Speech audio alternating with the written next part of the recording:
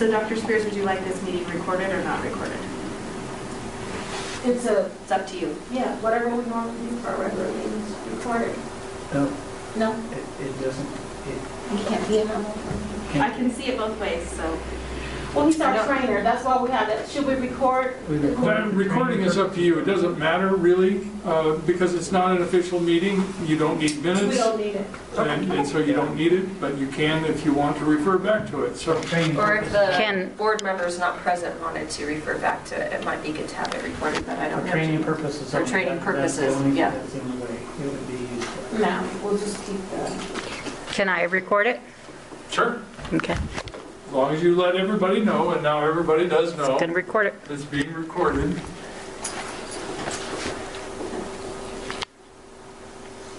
So it's on me at this point? You're the trainer, so I guess so, Mr. Lamb. Well, since this is an informal thing, there's a couple of questions I'm just going to put to you guys. But would you feel comfortable with everybody else just joining us here at the table? Absolutely. Come on down. I feel like I'm going to switch to the side. Get a belly ache. And then we'll open up some more seats. I'll bring the chair over.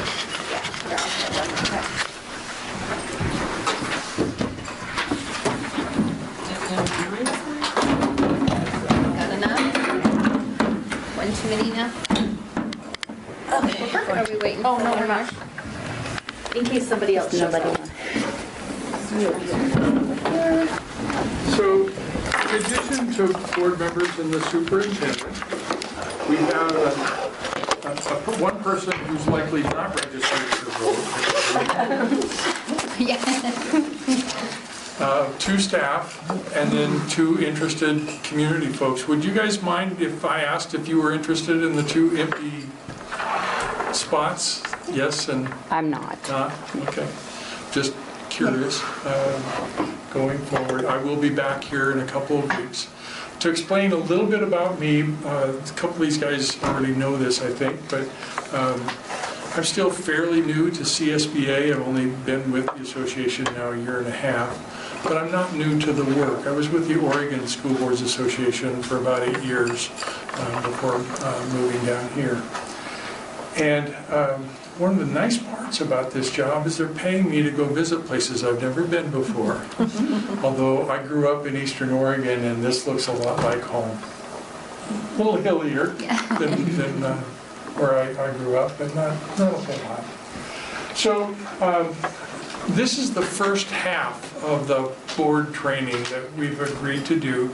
And this one is more, I don't want to say philosophical, but it's more foundational. So we're going to set the stage with roles and responsibilities in this section. In 2 weeks when I come back, that'll be more practical. We'll get into some scenarios and talk about protocols on how to deal with certain situations. Now the other thing is, I understand now, you don't have another meeting after this, right? Well, you can't. Well, you don't have a but, We have our regular board meeting for the 9th. Oh, for the night, okay. So I promised Dr. Spears that we will be done by midnight tonight. Well, thank you. Yeah. I get to keep the door. That's out here. You There can stay. go. So recognizing, we're here for about 3 hours, give or take, and recognizing that nobody wants to listen to this voice for that long. We're going to have some guided discussion questions. I'll show some videos and some other things as we go along. I may actually, this chart represents an activity that I may delay until 2 weeks from now. We'll get to that point at some point, and until we've got more of the board present. But let's get off on it. So I was able to chat with a few folks, and I heard some good things, but I also understand that there's some challenges here. So now the workshop outlines, as I was looking at this earlier, I realized that establishing norms and protocols will be in the second half. And better community relations will be part of that piece. We'll talk a little bit about community today, but we'll delay the protocol piece until the next session. So usually I get a whole bunch of pictures of your kids, but boy, searching on the internet for pictures of your kids, they're not, these are the only 2 pictures I could find. And I'm hopeful that for sure they're both yours. One's mine. There you go. Yeah, the one on the end is Tanya's. Mine don't go here. Okay. So, and I bring this up because the research that I'm going to share with you really does draw a line between the boardroom and the classroom. It's clear from the growing research that it's not just what the board does, but it's also how you do it. And you do impact student achievement, and I'll lay that out for you a little bit. But let's start with these 2 questions. Why did you run, and what's the best part? You guys don't have to worry about these. I'm just going to lay it on these guys. And Jim, can we start with you? Why did I run for the position I'm in? Yeah. First of all, the former board president was a friend of mine and said there was a vacancy, and he said I would fill the part. That was how he first did it, and he promised he would stay with it if I would come on board. And he told you there was only 1 meeting a month, right? Absolutely, you heard that. And then a month later, he resigned. Sabotaged me. But I felt it was something I could do for the community, and something how I could help the kids. Okay, and what's the best part for you? The best part, I belong to this community. I love kids. Excuse me. I want to make a difference in the children's lives. I had a tough childhood, and I want to help children. I don't want them to suffer. That's my... Okay. Dr. Spears, it's not why did you run, clearly, but why did you get into education, and what's the best part for you? I like to learn about new things, and also have a lot of experience, and I wanted to see how I could help this community. And the best part is the kids. True enough. Lisa? I had originally been interested in being a board member because I had worked a full-time job, and I could not commit to, working inside my kids' classrooms and doing, filling a lot of roles that you might fill when you're interested in helping your school out. A lot of those I couldn't do because I worked a full-time job. And this is what was something I felt like I could fill and do that was after school ended and still make a difference in, my kids' education and within the school.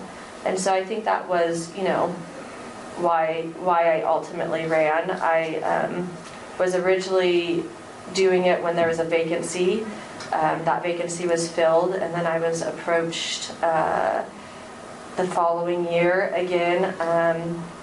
When the board member, when the president stepped down, I was approached, and at that time I said no, it wasn't a good fit. And then I was asked again, I think because I was the only person that had showed another interest in it, to run during elections. And I ran during elections and won my seat that time.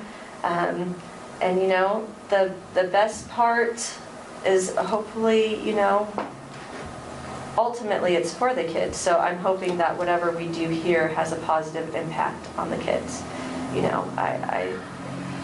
That should be what it's about. You shouldn't be on the board if you don't care about the kids. On that point, I can strongly agree.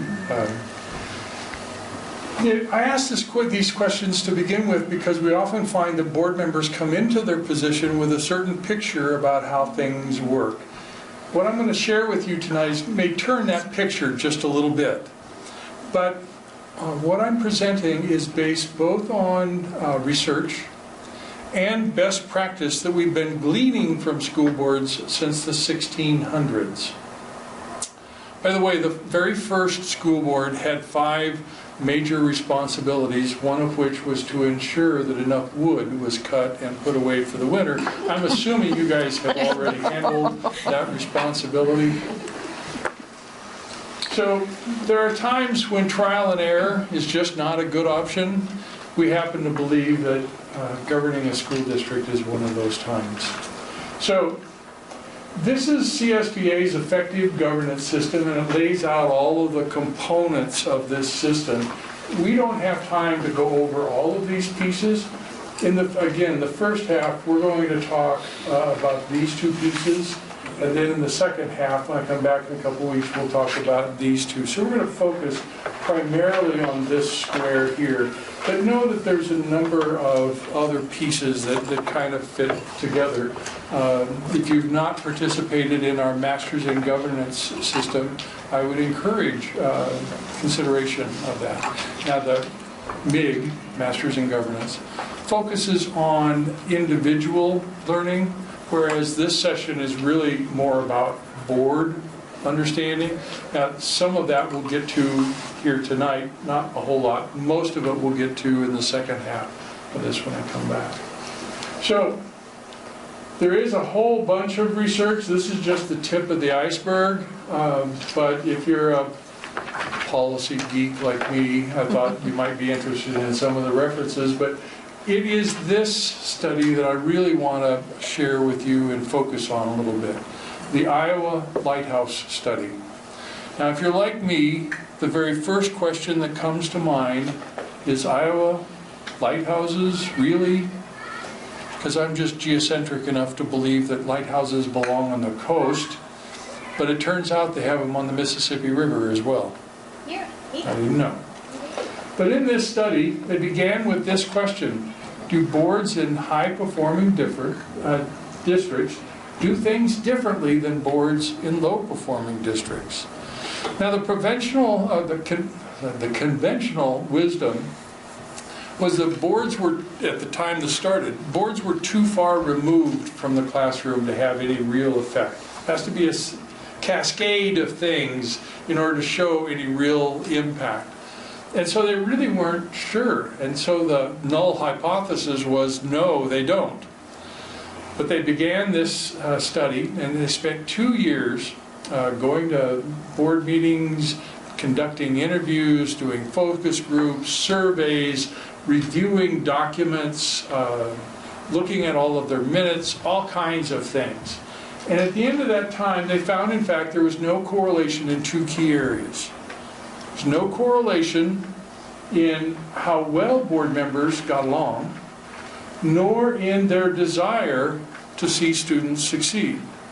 However, there were significant differences in the way they saw their roles, the way they actually operated. So in the second phase of the study, they asked this question: so if we get the boards that are in the low-performing districts to change the way they do business, to match that of the boards in the high-performing districts, will this matter? So again, for 2 years, they worked with boards and got them to change the way they operated. And at the end of that time, there were significant improvements in reading and math scores in every district they worked with. One district, or one school, saw a 97% jump in reading scores, which is achievable when you only start at 40% at grade level. 97% improvement still doesn't get you to where you want to be, and clearly that level of improvement didn't happen across the board, but every district did see improvement in reading and math scores, significant enough for us to believe that yes, you have an impact. There is a line between the boardroom and the classroom. You do impact student achievement. Now, having said that, one of the things that will delay until the next session, kind of pointing out, is this notion of student success. There's a certain percentage of students that will succeed even if the board is throwing rocks at one another. Honestly. In large districts, it could be the principal creating a safe enclave, or the teacher within their classroom, parental involvement, some other factors. So if we take the national average around 76%, something like that, maybe it's a little higher now, but a fair number of those kids will succeed no matter what the board is doing. But the literature is also clear. If you have a gap between where you are and where you expect to be, that gap doesn't close without the board doing the right things in the right way. Now, since this study, we've had a number of other studies that were referenced earlier that have kind of reinforced this notion that yes, it's not just what you do, but how you do it that matters. So these are the 5 key roles. There's lots of things that came out of the Iowa Lighthouse study, but these are the 5 key roles that came out. And most of these things correlate pretty well to the CSBA effective governance system. There's one thing on here that doesn't show up in a lot of literature, and we're going to talk about it a little bit later. Building collective will. It's not enough to set expectation, create goals. You have to also create some enthusiasm around making the goals a reality. And that, arguably, is the most difficult job that a board has. So again, you're going to hear me say this more than once or twice. It's not just what you do, but how you do it that matters. And this is kind of a rhetorical question. I think the answer is pretty clear on this. So again, these are what we're going to shoot for. Now, in your packet and in the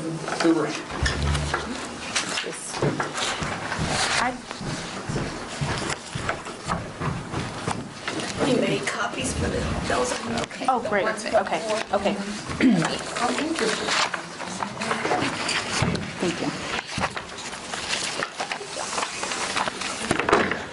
Oh my gosh. Yeah, I'm like, I'm always cold, so I'll never know. in your packet Jim hasn't taken off his jacket.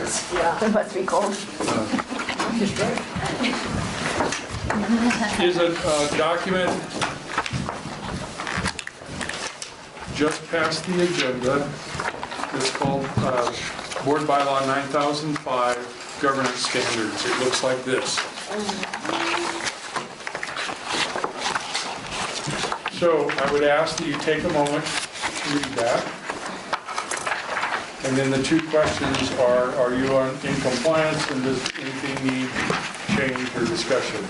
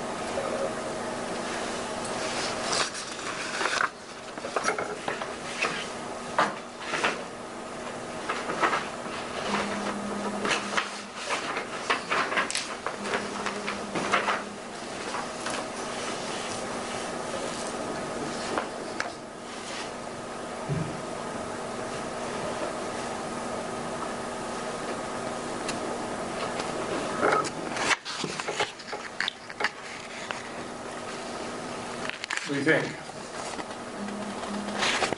Item number 7, the second half, we have not periodically evaluated our own effectiveness. Yeah, and I think that's in the second half of this. I didn't, because you've got some turnover going on right now, I didn't recommend that you do a board self-evaluation with this session, just because of all that. But yes, on an annual basis, I looked up your policy 9400, and I believe it says that you shall do one every year. But I will also tell you that as I travel the state, you're not the only one. Oh, good. And I'll bring this up now. In part, it's because board members typically are not that conversant with their bylaws. Now, I get it. Memorizing the entire policy manual. Okay, is it one of these or two of these? Staff people. If you printed them all out. All of Now, our they're all board online right policies? now, I get that, but Not all of them. if you printed it out, would it be one book this big or two? 3 or 4. I was gonna say 10 at least. I would say a minimum of 2, if not Okay. more, probably. So memorizing all of that, never going to happen. I get that. But the board bylaws are about this thick. Rereading those on an annual basis would take you about a half an hour. And I highly recommend that you do. You want everybody else in the district to know and follow your policies. You should model that. And so part of your annual organization thing, in addition to electing a president and doing some other things, there ought to be a commitment to rereading the policies, or not the bylaws, not the policies, and rereading any protocol commitments that you've made, is my recommendation. Is there anything else about the bylaws?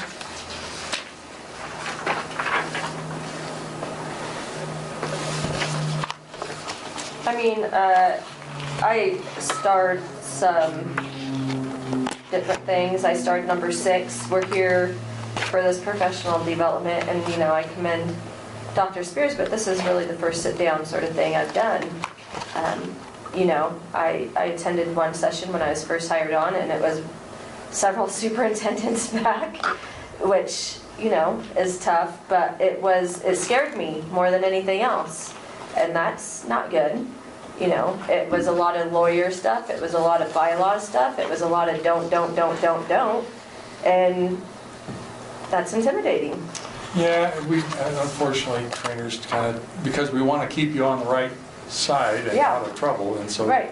that's where a lot of training tends to focus. Absolutely. So, you know, I think this is good, but I think this is the first, you know, I would have loved this 2 years ago. Sure. So there is a fair amount available, but often you have to travel. Either you have to go to it, or in my case, bring it to you. Right. And This is wonderful. As we do make house calls, so. Yeah. Was there? You said you had a couple of things started. Well, really, I mean, number 6 was big. I think understand the distinction between board and staff roles. Mm-hmm. I think the board and staff understand those roles fairly well. I think it's the outside perspective. People think that the board maybe has more authority. You know, we have a certain extent of authority, but really our authority rests within Dr. Spears. You hire someone to oversee that. You know, and we can direct her certain ways. You know, we're like a ship, and we can steer her in the ways, and we pick up on those from the parents. But also, parents as a collective are going 50 different ways ourselves. So as a board, we're trying to rein in all the information and then do the best. And I think sometimes that's lost in the mix of what perception is and what law allows. So Dolores and Shelby are commended to be commended for Right. attending, but it's rare for community people to come to these and learn the right way of doing business. That doesn't, however, preclude them from having their own expectations about the way boards ought to operate, and so that can be gleaned from. We'll talk about institutional history here in a little bit, just the way we've always done things. Yeah. And that's not necessarily always the right way to go about doing stuff. But so we'll talk a little bit about how we can start to change some of that, to introduce some of that, but just understand that's a long road. Oh, yeah. So anything else? Anything from you guys that stood out at you? Probably the first time you've seen this one. Okay. So let's start with this question. Why do we have school boards? After all, we have administrators of whom we require advanced degrees and licenses. Yet we turn it over to folks whose only requirement is that you're registered to vote and you live in the district. Right. Now, we have board members who have advanced degrees. We have board members who used to have licenses. In fact, we have some board members in the state who have current licenses, are a board member in one district and teach in another. But that's not a requirement. Why do we set it up this way? What is the value that you guys bring to the district? I think we bring a lot of different perspectives. You know, Jim's view is different than my view. You know, we each bring something different to the table so we can represent the collective. I feel you can represent the collective people, the whole community. You know, it's not just Jim's a contractor and I'm a contractor and he's a contractor, and then you have 5 different contractors representing that one view. We have 5 different people from all over the board, and we can each represent lots of different views and then collaborate and still do what we think is best. Okay, and don't be offended, I'm No, trying that's to okay. drill down. Bringing different perspectives, how is that valuable? Well, the only way I can generalize it is, it's what's valued in what's valued in the United States. You know, you look at histories, and anytime one perspective is forced down someone's throat, I'm thinking Hitler right now. You know, I'm thinking Nazis. I'm thinking, you know, you don't want that to be how your school is ran. That's not what you want represented. It brings, I guess, a sense of balance, is what I can say. You know, there's a sense of balance brought in with that. Or, you know, Jim is great with our numbers. He thinks differently than I do. He is analytical. He can look at something and break it down. I see a bunch of numbers and it makes me tired. I have an MBA, but I have the same reaction as you do. So, you know, what I offer is different, and I think when you represent, you know, we come together and we can work well in arena. You know, we're not all just looking at the analytical. We're not just all looking at the numbers. You know, one of us can look with our hearts, or one of us is good on the, you know, different sides of it. And so, I mean, we just offer something different. Okay. Anybody else want to take a stab at this? Why do we have school boards? I begin with this because we often in a workshop we tend to gravitate immediately towards what needs to be done and how can we do it better. Rarely do we begin with why should we do it in the first place? And that's foundational. It's a key piece. So what I normally hear, and your answer is good, and honestly in the second piece of this we'll actually get exactly to this point, and we'll bring out the full value of what you just said. But typically what I hear is, well, this is our system of government. And actually school boards were thought of as the foundation of democracy, because it's usually the first step of people, you know, in community governance kind of situation, and it's thought of as a way to introduce people to this and then on to higher levels. But it is foundational to our whole notion of democracy. But I thought to myself, okay, I get that, but there's got to be a better reason, a better value than this is just the way we've always done it. I also hear superintendent's evaluation. Somebody has to hold the superintendent's feet to the fire. Forgive me, Dr. Spears. And nice shoes. But quite honestly, the Department of Education could do this, and has in some cases. Typically for fiduciary reasons, they'll come in and take over the district. But even they will tell you it's not a good system. It doesn't work that well, and while it may work on a financial piece, it doesn't work on the student achievement piece. I also hear local control.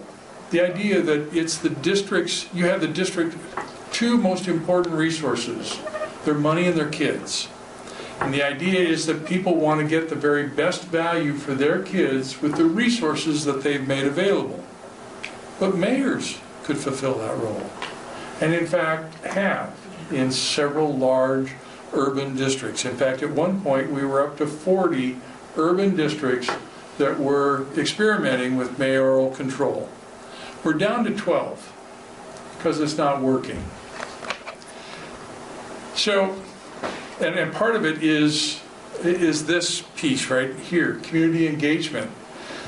It isn't because people, you know, there's not a huge crowd of folks here, but you take away the right to go to meetings and find, you're the window through which the community gets to see what's going on. You take away that right and people are up in arms. And so when the superintendent would meet with the mayor, it wasn't a community meeting or meeting in community. So forgive me, but this is the world according to Steve. I believe that your primary value, your chief value to the district is community confidence. And I want to make my case here, but first, let me introduce a fictional board member. Andy is a well-meaning and very dedicated board member who has some rather unusual thoughts. And there's a number of videos. You'll see Andy again later, but here's the first one. According to the demographic study that we had conducted, we're going to need a new high school in less than 5 years. Do we have an architect yet? No, but we need to talk about that tonight. No, that won't take long. I have a really good one in mind. Well, the staff is prepared to recommend a process for selecting architects. I don't think we should waste time on developing a process. I have a friend from college who's an architect, and he does outstanding work. And he's part of an excellent architectural firm, Build Good and Strong. Well, I would like to hear from several architectural firms to make sure we get the best one for school construction. Has your friend done school construction? Oh, I'm sure he has. Mr. Chairman, I'd like to make a motion that we hire Build Good and Strong as our architect. Do I hear a second? Motion dies. So, was this a conflict of interest? Yes. Absolutely. Was this a legal conflict of interest? Maybe not. No. No. There was no money exchanged. Because this was a friend of his, not a family member, and the legal definition of a conflict of interest is either a benefit to a member of your family or the avoidance of a detriment. And this was just simply a good friend. But when I ask this question, everybody always says, Yeah. Yes. yes. That's the reaction. So everybody in his audience was thinking conflict of interest. Yeah. Would that board ever hire his friend? No, most likely not. Not if they were Probably smart. So did he do his friend any favors? No.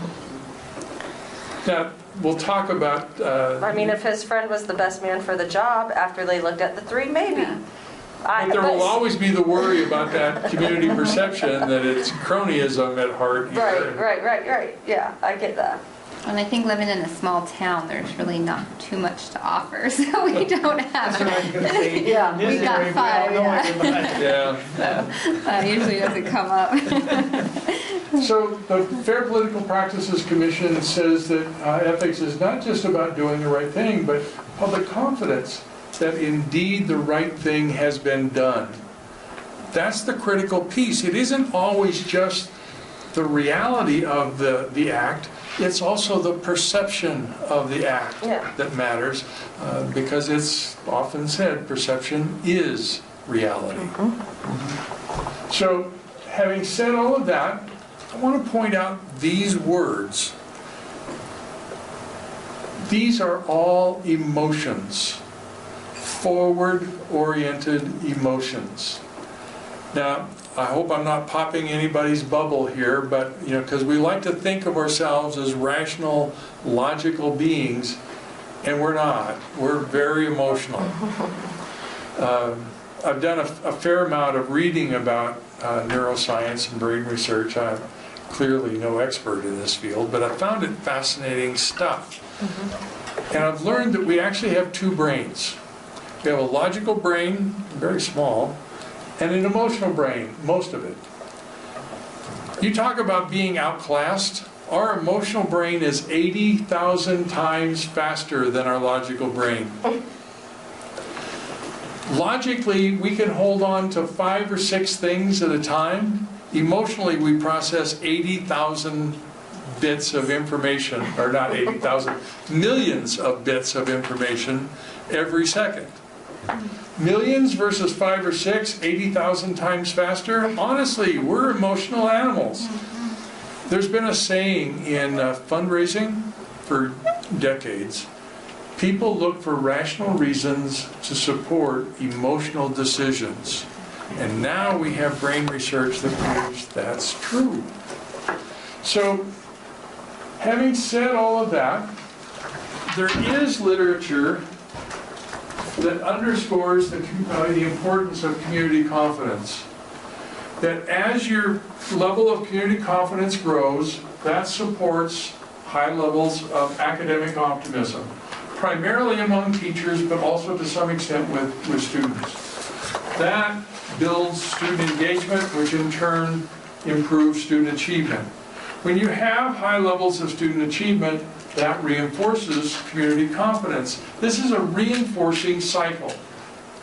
It's also true negatively. If you have negative confidence, you get negative optimism, engagement, and achievement. This is a reinforcing cycle, both positively and negatively. So, Gallup has been doing this student poll survey for about a decade now. And what they found is that hope scores are a better predictor of future success than those things we typically rely on. GPA, SAT, all of that. Moreover, and I found this stat amazing, students who strongly agreed, I have a teacher who makes me excited about the future, were 30 times more engaged than students who said they strongly disagreed. 30 times.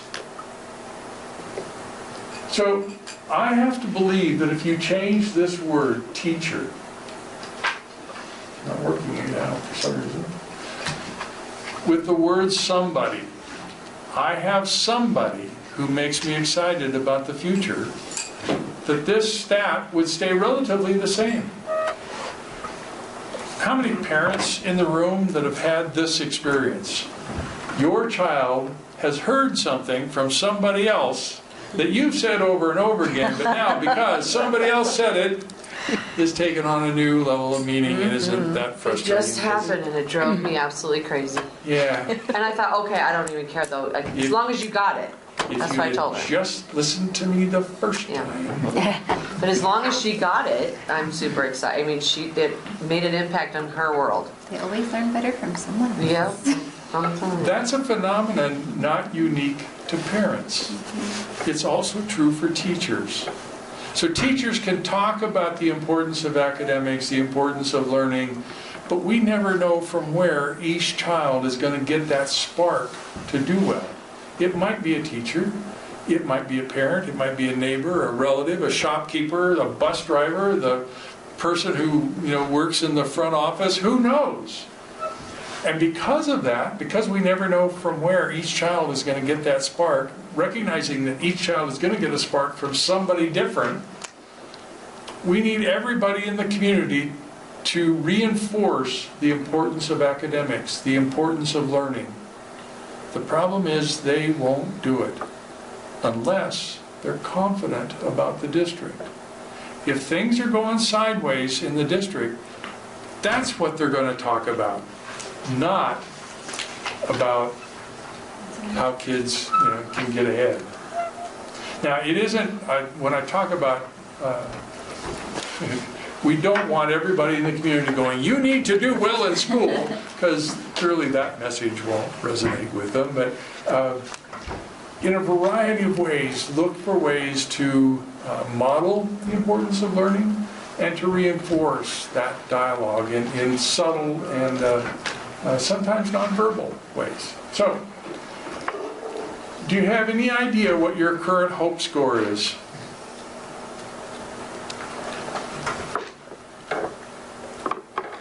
In our school, in our community? I ask this question because Gallup says this is really important. It's more important as a predictor of future success than grades, SAT, and those kinds of things. And I bring it up because you do have a source.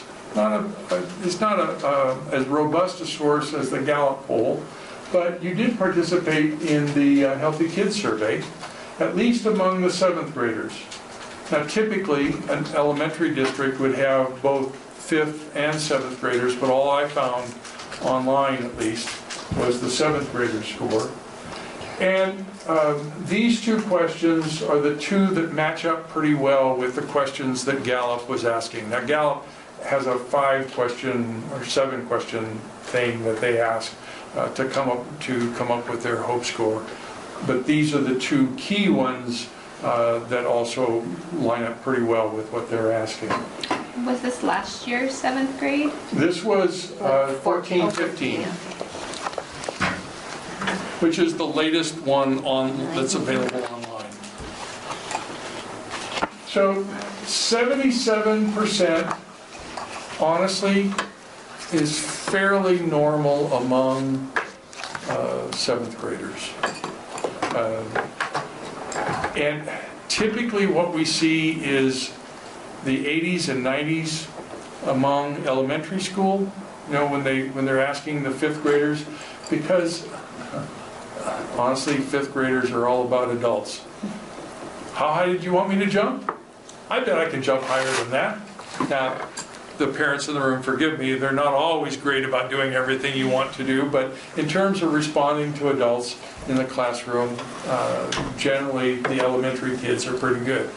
But that magic age of adolescence is a whole different kettle of fish for a variety of reasons. And so dropping down into the 70%, the whole world's against me, that kind of thing happens. But this is a troubling number. It's not often that I see the 7th grade score about having 7th graders say that they have adults believe that they can do well, that expectation score. It's not often that I see that in the 50s. I will see it in the 60s at this age, but not often do I see it there.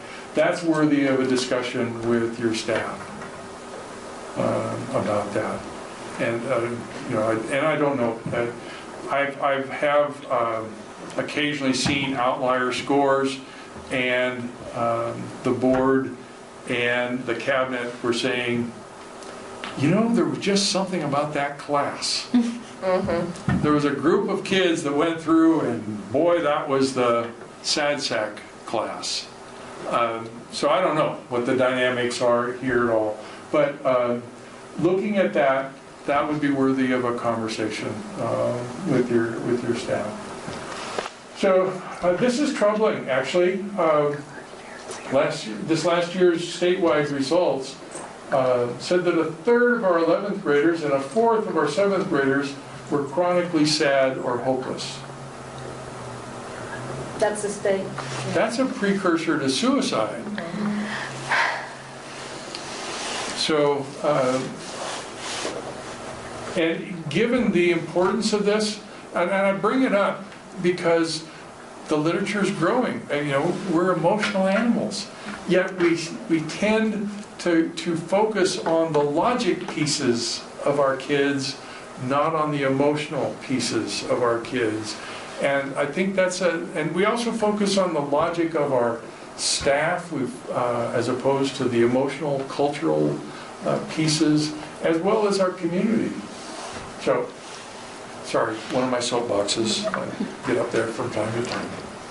So what does impact community confidence? Well, clearly people are, again, the perceptions of whether you're doing things the right way or not. Some of the decisions you make, and to be honest,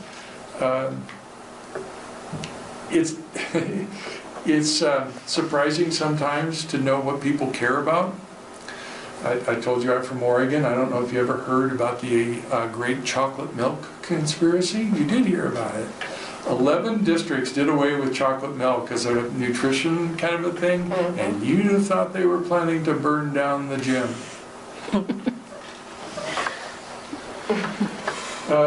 And the way your meetings are run, people, the old UCLA study about communication, I think only 3% of our communication is the actual words that we use. A greater percentage is our body language and tone of voice. And so people take a lot out of the way the meetings are run. And honestly, from time to time, they'll guess wrong. I often do sessions on trust, and I will note that you and I trust each other, but because of all those guys out there, I may be guarded in my comments to you, not because I don't trust you, but it's because I don't trust all of them. And people can pick up the wrong message from that. So, and there are some other things outside of your control. I don't know, you don't have to read too many newspapers to hear about things going on, not only across the country, but in our state. And you should know that there's a number of folks who want to do away with school boards. There's a fair amount of dialogue now that, and some of it coming from Silicon Valley. Some of the loudest proponents of doing away with boards come from there. But I kind of gravitate towards something that Winston Churchill said, I think. Democracy is the worst form of government, other than everything else that's ever been tried. Right. That's kind of the, yes, there are some problems with this, and we see that being played out from time to time in different places. But quite honestly, I'll go back to this value that you guys bring. You're the only ones that do bring community confidence to the table. None of those other approaches make that happen. And so I hope I've made a good case to explain why that's important. So beliefs are another thing that are critical. How much you believe your kids can succeed. And so now I want to share with you a quick video that's been around for a while. This young man was an 8th grader when he gave this talk. He's doing the keynote address to a group of teachers and staff. The week before class starts, the annual in-service hoorah. So they all get together and start it all off with a big meeting. And he's their keynote speaker in Dallas, Texas. He's an 8th grader talking to 20,000 people.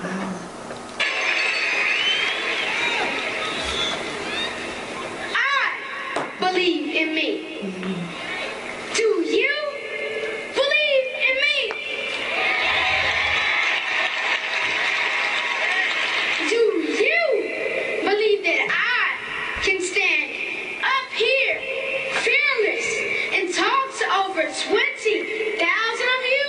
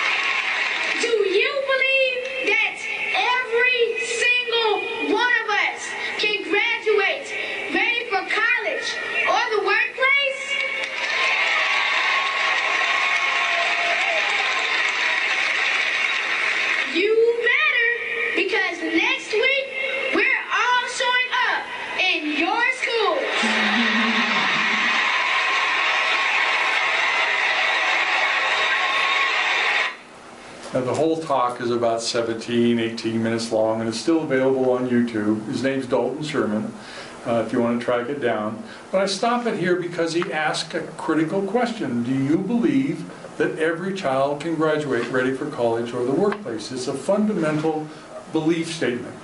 So as part of the Iowa Lighthouse study, they asked board members for belief statements.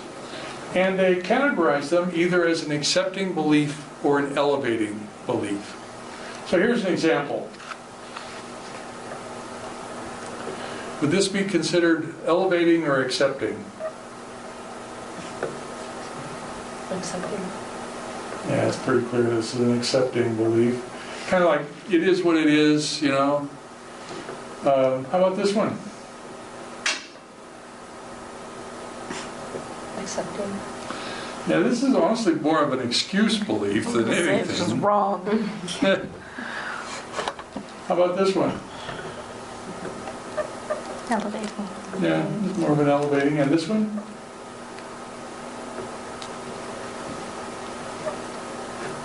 Elevating. So this honestly is my favorite one. Because it's not about raising our poorest performing kids up to some minimally acceptable level. It's about getting all of our kids to do better. Yes, Risa? No. Okay. So, anybody familiar with the Pygmalion effect?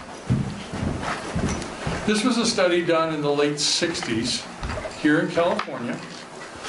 Researchers went into a school, gave all the kids a test. And after the test was scored, they went to the staff and said, you know, you've got some kids in this school that we call spurters. These are kids that are going to show amazing growth over the coming year. And here's the list of names as we've determined. So researchers go away, they come back at the end of the year, gave the kids another test, and all the kids do better. But the kids who have been identified as spurters were off the chart better. And so the staff wanted to know, how did you identify these kids? Any guesses? They just picked random kids. And the teachers were incredulous. They said, well, that can't be. We didn't treat these kids any differently than we did the others, not consciously. But if I'm a good teacher, you know, I want to treat the kids fairly, so I'll ask kids, some kids, tough questions because I believe that they can handle them, but I'll ask other kids softball questions because I know, you know, it may not be up to them. So, please come join Come us. to the table. Either way. We might have another one. As an example, Jim, you're one of my spurter kids, so I'm going to ask you the really tough ones. And Dr. Spears, I bless your heart. You know, I know you try hard, but so this is the kind of question I'm going to ask you. Now, pay attention. Which hand has the washer? So, will they pick up on this? Well, of course they will. And so the spurter will rise to the occasion, and the other kids will just, well, okay, you know, I'll get through. So, unfortunately, the Gollum effect is also true. The bigotry of low expectations. When we believe that children just can't achieve for whatever reason, then that's the level that they tend to gravitate towards. You know, and I know that there are medical things. It's maybe in the future, but at the current point, it's doubtful that a person with Down syndrome would become a surgeon. I mean, we are there was a thing on YouTube recently of a person with Down syndrome who became a teacher. I saw that. Did you see that? Mm-hmm. So they are making, you know, we are getting better, and I don't think. Well, I'll get to that slide here in a minute. In Alaska, they've been doing this connectedness survey since 2006. So we've got 10 years, 30,000 surveys a year, about half of them students and half of them adults. And what they found is that as the level of expectation increases, so does reading, writing, and math scores.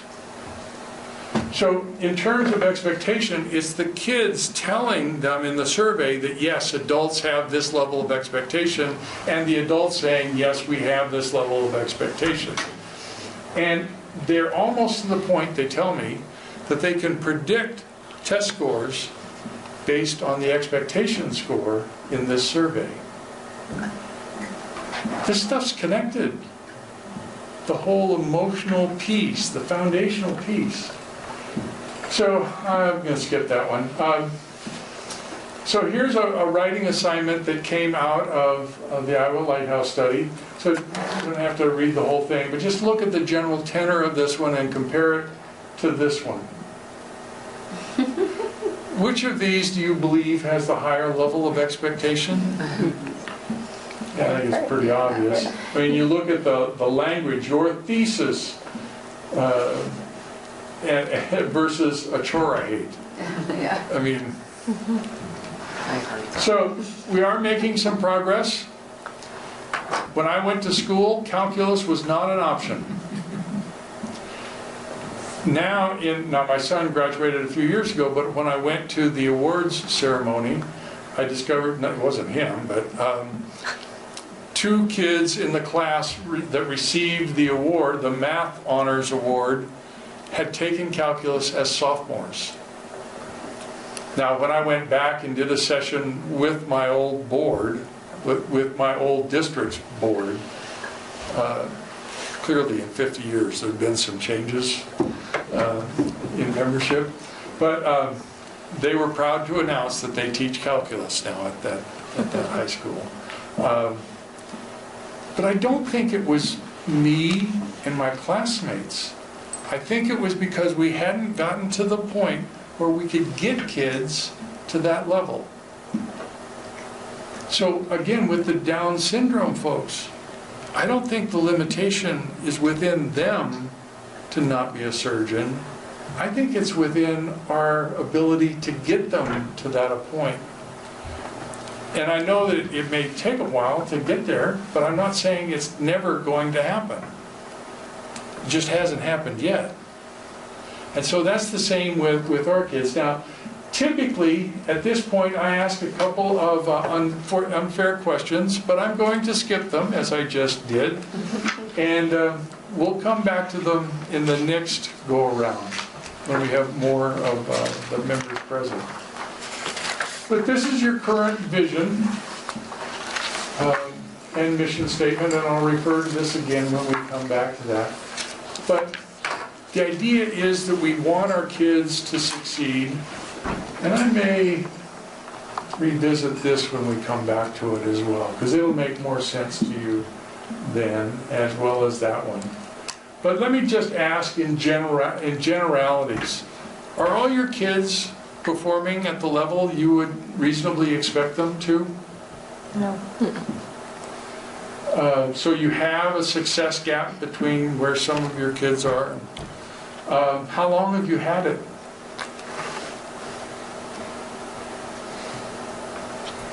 For a while, for my son. For a long while, a short. I mean, is this a recent thing? Did they just start pouring lead in the water and the kids got dumber? Or sorry, that was an unfair thing to say. I apologize for that. Well, according to the state, we are a program improvement year 2 school. Oh. So in order to get to that level, we would have at least had to not have met the state's target for 5 years. Okay. So at least, I mean, I don't know about, I don't know any more about that, but I'm saying that was the last time we had the state. So what's the sense of urgency to close it?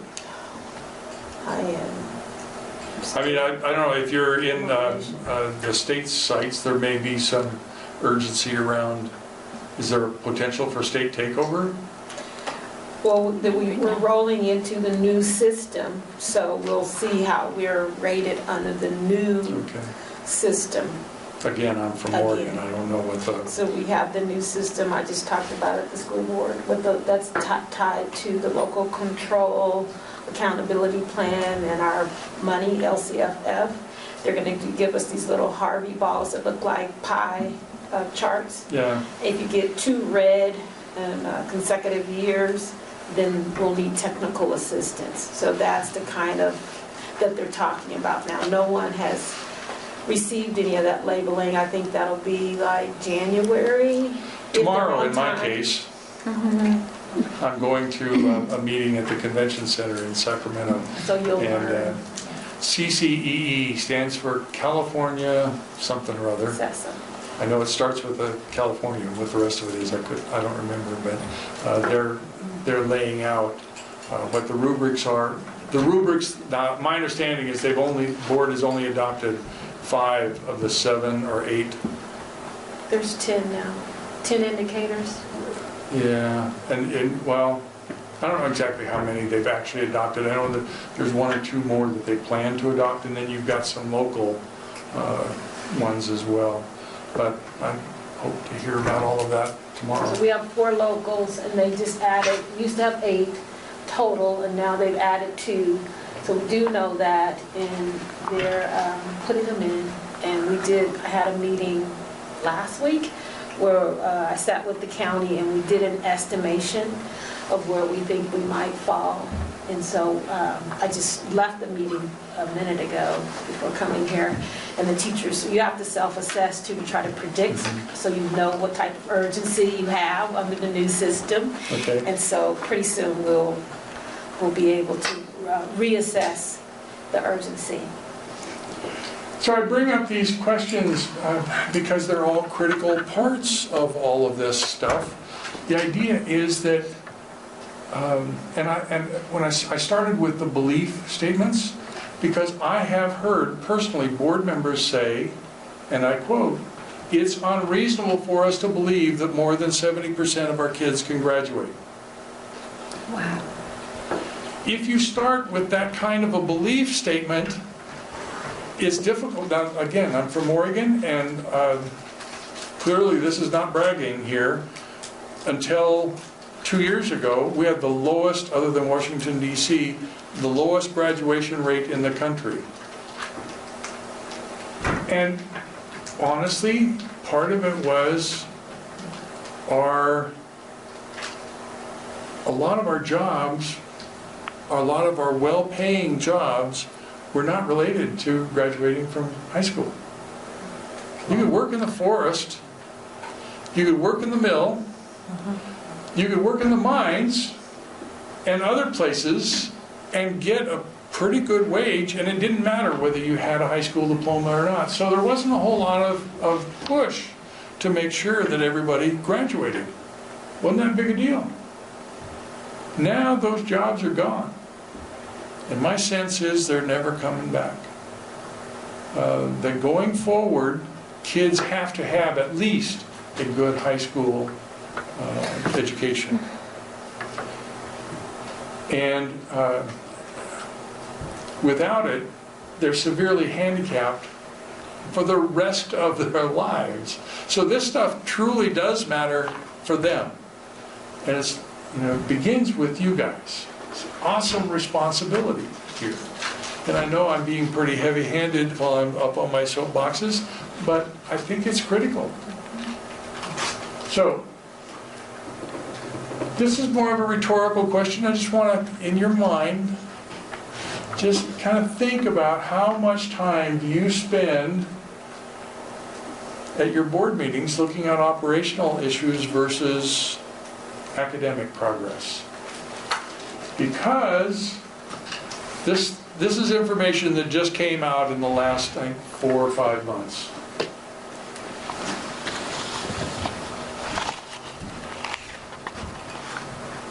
Recent research has shown that high-performing boards, these are boards in high-performing districts, spend 65% of the board's meeting time focused on student achievement.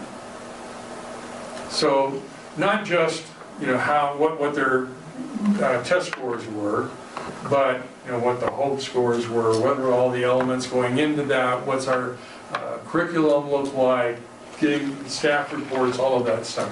So 65% of their time is spent in a high-performing board on student achievement. The national average is 11%. High-performing boards spend 10% of their time looking at what we call the killer bees: books, buses, bonds, budgets, and buildings. And yet the national average is 60%. These two things are flipped. And that helps explain why we have, we are making some progress. Nationally, California went from, what, third from the bottom, second from the bottom, to middle of the pack this last year. I think 3 years ago they were second or third from the bottom. Now they're, and so their graduation rate improved quite a bit. And if you're looking for a good board book read, kind of a book night kind of a thing, Coherence by Fullen and, I can't remember his partner, but Michael Fullen. In it, he talks about Garden Grove, a district here in California, went from worst to best in 10 years. In 10 years, they went from the lowest urban district graduation rate to the best urban graduation rate. It took them 10 years. Their poverty rate did not change. Their English language learner population did not change. What this says is that while those are difficult things, they're not a defining characteristic. I also came across some research recently that I may talk about again in the community piece when we do that next time. It turns out, and I don't have the slides all put together so it all makes sense, but I'll give you a heads up. Community social capital contributes more to student achievement than those things we typically, I don't know if you're familiar with Robert Putnam, the guy that wrote Bowling Alone, but he looked at state student achievement. So achievement scores, social capital, and social capital is things like trust, willingness to share, reciprocity, those kinds of things. So as the level of social capital went up, so did trust scores, and the graph was like this. He also looked at student behaviors, problem behaviors, so things like truancy, other disciplinary kinds of reports. That graph went like that. So as the level of social capital increased, or as it decreased, the incident of problem behaviors was increased as well, which suggests that we have some untapped resources here. Yes? Explain social capital for me. Pardon? Explain social capital. So, again, this is community trust, levels of community trust, reciprocity, the idea that people are doing things, willingness to share, connectedness, sense of belonging. It's represented often by how many people turn out to vote, what's the volunteerism rate. I don't know that they do it every year, but the Census Bureau, when they do their 10-year census, will often do a volunteer question as well. To what extent? And so there's some community pieces that are aggregated from the state level that show the incident of people willing to volunteer. And so vote, church attendance, there's a whole bunch of things that they look at to come up with the social capital score. So I think this is a very telling stat that, if these things truly matter, we need to attend to them more than we are. Again, killer bees. So these are some of the questions you might want to consider. There are more in your packet. There's a handout that shows a bunch of board questions, things that you might consider focusing on. But let's go into roles and responsibilities, and I've been yakking for about an hour and a half. So we're about halfway through this. How about if we take a break? The board is responsible for supervising the superintendent. Superintendent supervises everybody else. I figured that. The board creates vision and goals. The staff create action plans based on those. You look at the rest of this. Basically what it comes down to is the board decides what, and the superintendent and staff just figure out how. Another way to put that is your focus is on the end results and their focus is on the means to get there. It's up to the superintendent to make the campus safe. It's up to the board to determine, is it safe enough? Now, having set the stage, I'm going to give you a short perception test. This is a little complicated video. There are 2 teams, 3 people on each team, and each team has their own basketball that they're passing back and forth. Your task is to count the number of passes made by the team in white. But it's not quite that simple. I want you to track 2 numbers. I want you to track the number of chest passes, and for the purist in the room, these are not strictly speaking chest passes, because they're lobbing them over and around people, and they're weaving in and out, all this. They're trying to make it as complicated as possible for you. These are simply the ones that don't bounce. And I want you to track the number of bounce passes. So team in white, number of chest passes, number of bounce passes, all without conversation. Everybody ready? Okay, ones that don't bounce, ones that bounce. Yeah. And passes that don't bounce, passes that do bounce, so 2 numbers of the team in white. Are we allowed to tally? Pardon? Are we allowed to tally? Yeah. Perfect. You can use whatever tools you want. There's more to this. We're missing something. If we're ready, here we go. Oh, I'm not even going to try. Without conversation.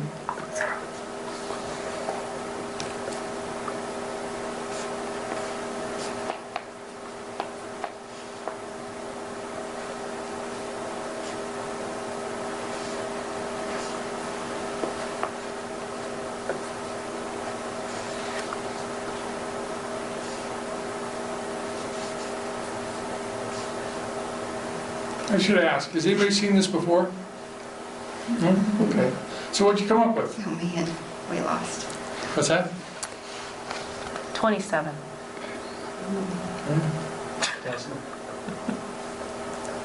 Did anybody notice anything unusual?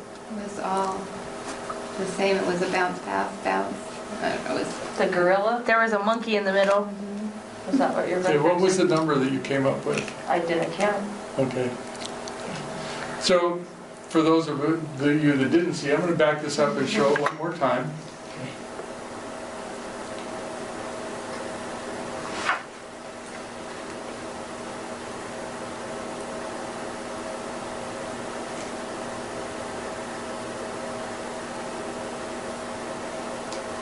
right there.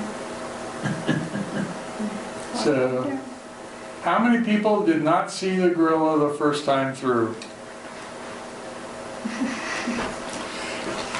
I've been showing this to hundreds of board members, really.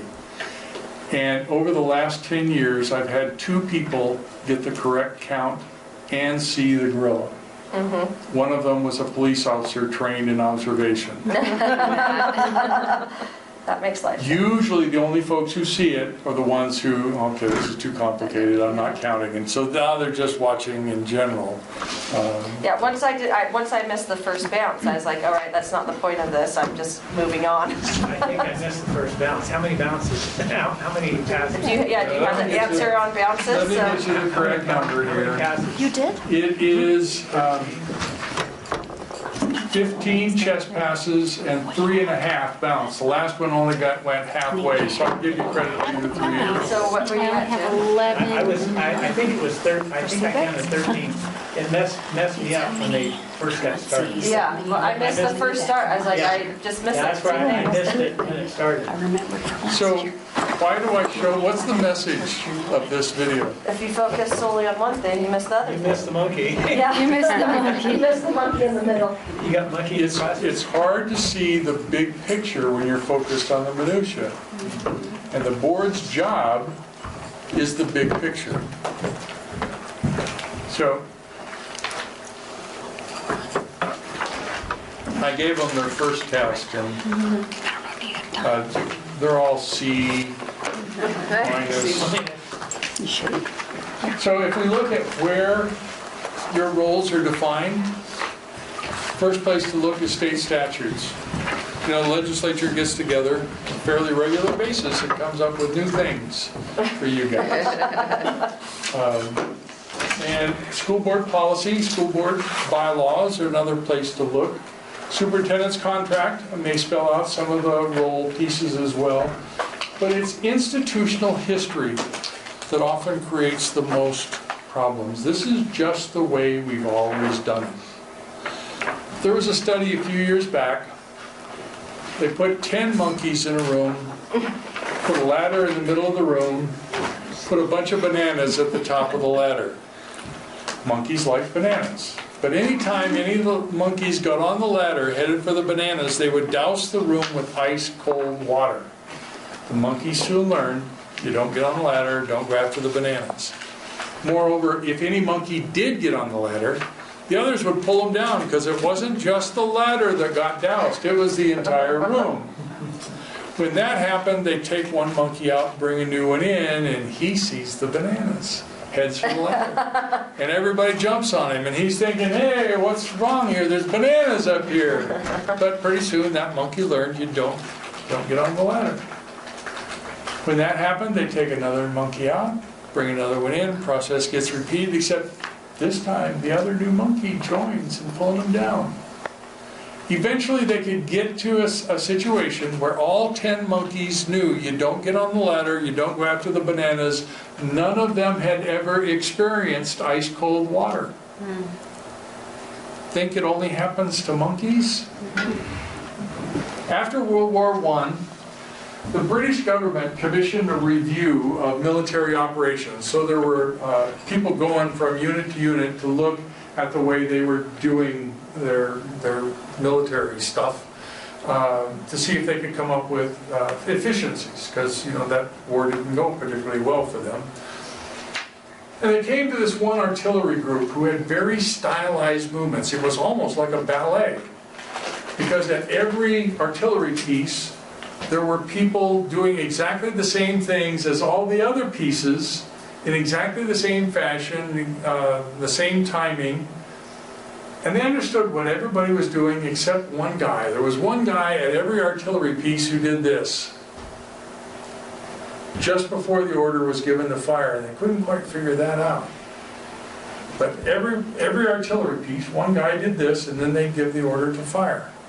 So they took a movie of this and showed it to a retired general who said, they're still holding the horses. Somebody had to reach back and grab the reins and hold them tight whenever they would fire. Otherwise, if they fired the artillery piece, the horse would run away. But when they practiced, they didn't practice with live ammunition. They didn't practice with the horses actually present. So somebody had to pretend to grab imaginary reins to hold an imaginary horse. So even when they became mechanized and horses were no longer part of the mix, this was what you did. We're an amazing species sometimes, you know that? So it's because of that we recommend that boards develop protocols, develop a governance handbook, and I will, after the conclusion of our next session, I will send you a draft based on the protocols that we talk about next time. But the idea is that this is beyond your bylaws. These are just things that you agree to that make your working operation efficient and effective. And that you would also agree to review them on an annual basis. Because you may discover, well, we need to tweak this, or we need a new one, or this one just isn't working out for us. Let's ditch this protocol. Having that annual conversation so that you avoid the, well, this is just the way we've always done it approach. So, okay, next quiz. How many school board members does it take to screw in a light bulb? 3? Little bulb or big bulb?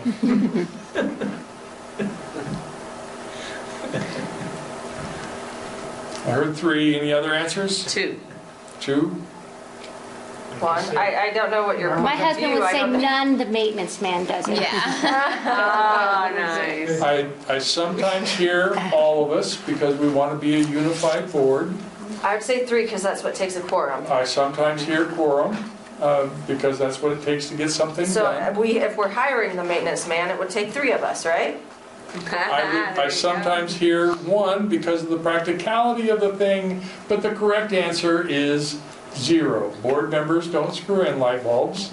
Board members say, let there be light, and then it's up to the superintendent to determine whether it's going to be candle, incandescent, fluorescent, solar, or neon. And then it's up to the board to what? To accept proposals? I sometimes hear pay for it, but the answer I'm looking for is evaluate. You want to know whether the quality and quantity of light was what you had in mind to begin with. So while this question comes across humorously, it's a fair mental model for the decisions that you have to make. Because you set, let there be light, you set the expectation, then professional judgment comes into play on how this needs to roll out. But yet there's still an accountability role that the board fulfills in determining whether or not it was done effectively. Make sense? Okay. So this is known as the cycle. This began as a clock, honestly, but it's now referred to as the cycle. So if you go to the Masters in Governance training, you will see regular references to this. They use it in virtually every module that they do. So we're going to go through the pieces, but before we started with that, I wanted to talk about, so we look at the governance team is on top and the district staff is down here. Why do you suppose there's this wavy line instead of a strong straight line?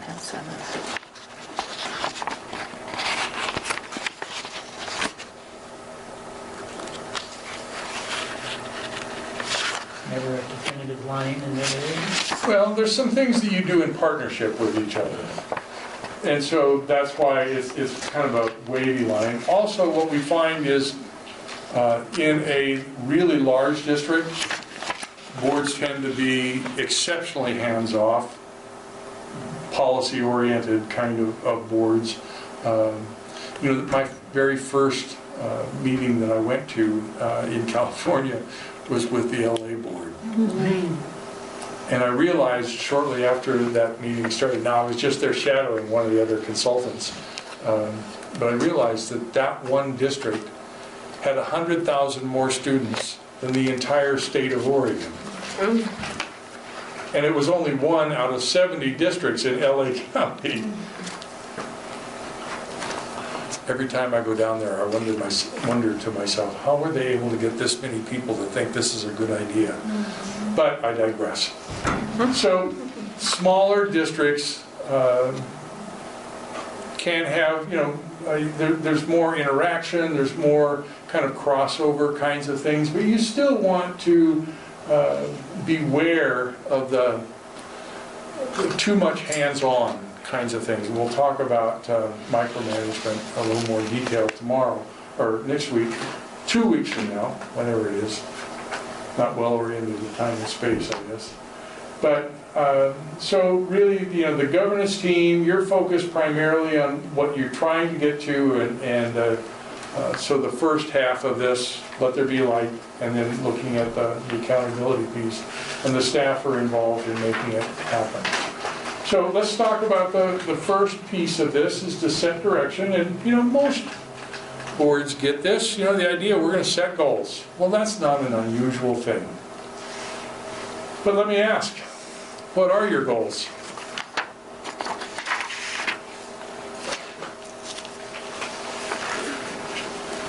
Sorry, I was reading them, so question, I feel like it would... Every once in a while, the student realizes that the answers are in the back of the book. Or right next to you. Or right in front of you. It's hard not to, sorry, it's there. And it is not meant as a gotcha thing, but it is important that you guys are fairly fluent with your goals. The amount of attention that you guys give to this determines, signals to everybody the level of importance. So these are the goals that I gleaned from your LCAP. We're not going to go into all of these, but you should be ready, and it kind of develop the elevator talk. There should be a shorthand version. That's what I was just thinking, yeah. Pardon? I said I was just thinking that. Yeah, there should be a shorthand version of this that you could share. So, you know, what are we trying to achieve here?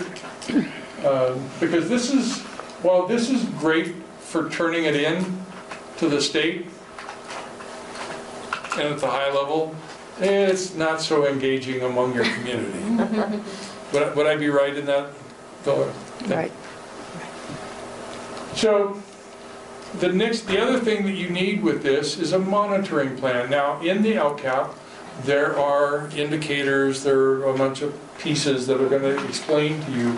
What we recommend is that you, from that, and with other things, that you develop a governance calendar. And there's a sample in your packet. You don't have to try to read this. Go cross-eyed if you try. It's the idea that, and what I recommend is that you come together with your staff, get a long 12-foot piece of butcher paper and mark them off, 1 foot marks. So you've got January, February, March, April, all the rest. And then get those large sticky notes. You've got small ones in your packet that we didn't use. I'll be coming back to that in 2 weeks. We will be using them the next time I come.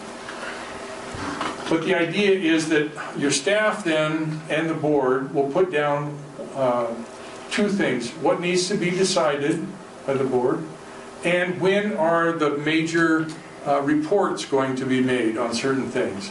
So you schedule these things out. And the reason I suggest that you use the large sticky note things, so that you move them around. I did a session with a board. As we were looking at the finished product, they realized, you know, we don't meet in July. We probably ought not to put things in that month. And then the other, October, was just full of things. And I thought, no, we might want to balance this out a little bit. And so they used the sticky note thing approach to kind of rearrange them all.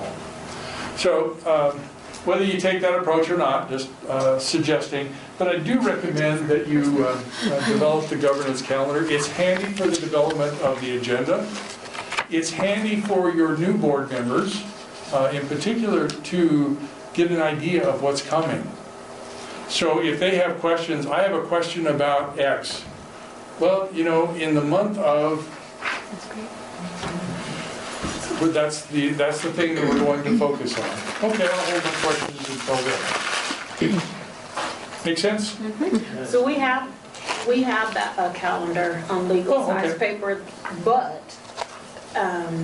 my former district, we never gave it to the board members. Oh. That would be a handy thing to do. And in this district, I created one, Tanya made it, and so we do have have one of those. I would recommend that, yes, you want staff involved in creating it, but I would recommend that the board actually adopt it as their calendar. The idea is that this is when, so that they know, again, when they're going to be making certain decisions and when they can expect reports to inform them as they go along. Again, it's not enough to just set the expectations. You need to track this, and the level of attention that you guys give it determine the level of importance that everybody else responds to. So, most organizations have goals. In this book, The Eighth Habit by Steve Covey, they did a national survey of organizations and found that only 37% of employees knew what their organization's goals were. Only 20% knew what they needed to do to help their organization achieve those goals, and only 20% were enthusiastic. So in the book, he said, let's take those same numbers and apply them to a football team. This means only 4 players know which end zone is theirs. Only 2 players know what they need to do to get into the end zone, and only 2 players care. Are we talking about a team that's playoff bound? Probably not. So, what if John F. Kennedy had said this? Would we have made it to the moon? Well, probably, but likely would have taken us longer. Instead, he said this. I believe that this nation should commit itself to achieving the goal before this decade is out of landing a man on the moon and returning him safely to the earth. Now, this has been held out as the quintessential goal statement. Everybody references this. It's the gold standard, if you will. But, and part of it, that's because of the tremendous synergy that resulted after this.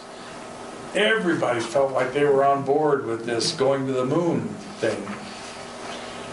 I heard one speaker say that his father worked for NASA during this period of time, and that their family accountant felt like he was helping to put a man on the moon. But was it just a well-articulated goal statement that brought about this synergistic effort? I think there was another key ingredient. There was a clear time set. Yeah. Pardon? There was a clear time set. Time set? What was going to happen. The goal was clear. It was happy. We're going to send them there. We're going to bring them back. This is what we're doing, A, B, C, and D, in this time period, A, B, C, and D. Well, and they trusted him that he was good for his word. All of those were big pieces. But I have to believe that the largest piece, the largest motivational piece in this, has been referred to as the Sputnik moment. Now, many of you in this room are not old enough to know this, but I remember standing out in front of my Pendleton home, looking at the night sky, watching this blinking light go across the sky. Understanding that there was consternation in the neighborhood about this blinking light. Not really knowing why, but I knew that it was there. Now, since then I thought, okay, there's a lot more satellites up there. How come we don't see blinking lights now? Well, part of it is they're in a higher orbit, but a big part of it was the way Russia fashioned this thing. Now, Sputnik was about this big around, about the size of a beach ball. The Russians polished the metal so that it would better reflect light. For 2 reasons. One, they wanted to prove to their own people that they were in space, and they were clearly sending a message to the people of the United States. We're in space, you're not. Don't mess with us. And that message came through loud and clear. To the point that we began the space race. We said, we can't allow Russia to own space. We have to get involved. And so all of the pieces, we sent Alan Shepard up the first time and got him back safely, and then John Glenn went all the way around the world and Then we started sending some others up, and then eventually we sent somebody to the moon, and they just whipped around it and came back. I think that we did that, what, twice? Before somebody actually landed on the moon? Set foot up there. We brought a whole bunch of rocks back to prove it. But what this says was that it's not enough to set a goal. You have to create some enthusiasm around making it happen. And this goes with the Iowa Lighthouse Study, Building Collective Will. And as I said earlier, this is arguably your most challenging role as a board. So one of the questions you want to ask, once your staff have created a plan, is there a pathway to success? Do we have some confidence that this will get us there?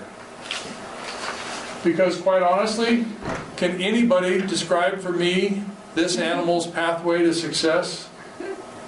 Clearly the owner has set a pretty challenging goal. But is there any amount of training or any other effort that this mule could realize to achieve those goals? And as silly as this is exactly what happened in Atlanta. I don't know if you're familiar, but this was the largest cheating scandal in the country's history. There have been cheating scandals in other communities, but they've all been pretty minor. In this particular case, 160 people were caught erasing test answers and filling in the correct ones so that they would have higher test scores. The superintendent went to jail over this. A few other people went to jail over this. When they did the investigation and they asked these people, why did you do this? The most common response was, our board set really challenging goals and we had no idea how to achieve them, so we cheated. Clearly not an acceptable answer, but it's also an answer that the board might have avoided if they'd have taken the time to find out. Okay, we set these goals. You can't just say, here, go forth and do. You need to hear back. Okay, what's the plan? Is this achievable? You know, what's your idea? And it should be fairly explicit.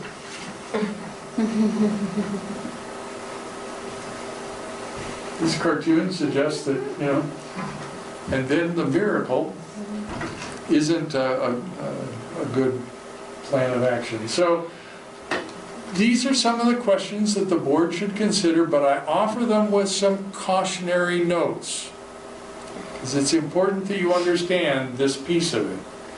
Does the logic of the approach make sense to your staff? It isn't that it needs to make sense to you. This is not the opportunity to replace professional judgment with the board's judgment.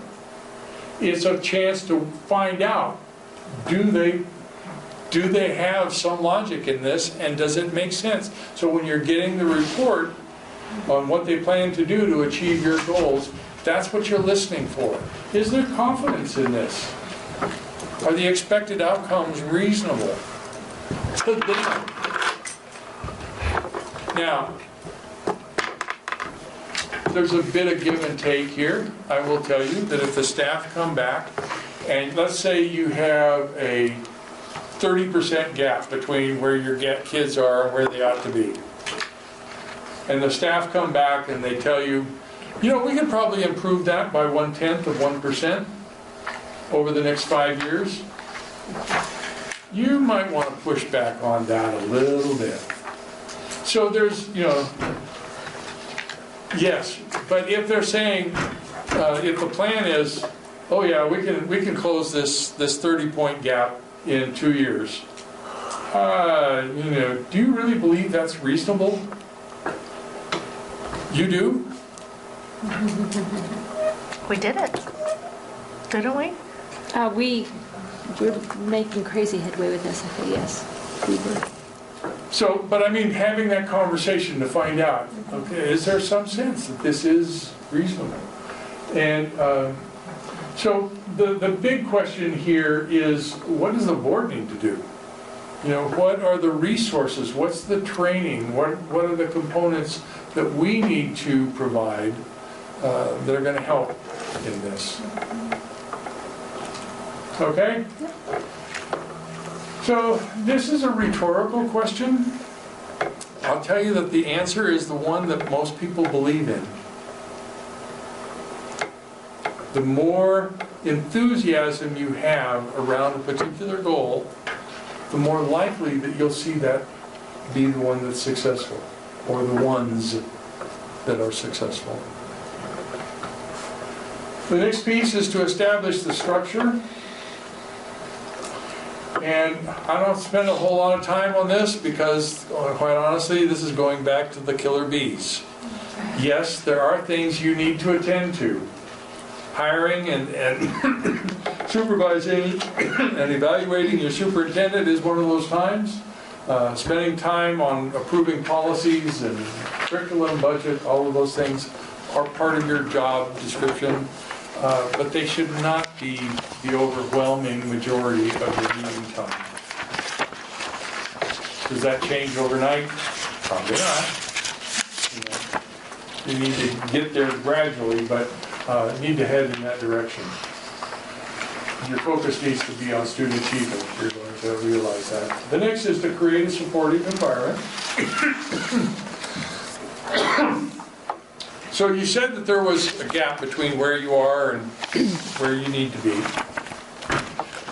So this is the classic definition of insanity. That gap doesn't close if you just keep doing the same things over and over again. So, and even cat herders believe that they have it easier than you do. But this is one of the more accepted equations, if you will, to effecting change. And I bring that up because, again, going back to the emotional piece, human beings don't like change. Our brain doesn't like change. We prefer routine. We prefer normal. The brain likes to husband its resources for those times that it really needs to, act. So there is a natural resistance to change. Overcoming that change, the literature suggests, requires 3 critical components. There needs to be a compelling vision with where you want to get to. There needs to be a level of dissatisfaction with the current situation. And there needs to be a level of trust in the leadership to actually get us there. Those 3 things in combination need to be sufficient to overcome the resistance to change. And Peter Block said that this is one of those social capital things. With change, there's uncertainty.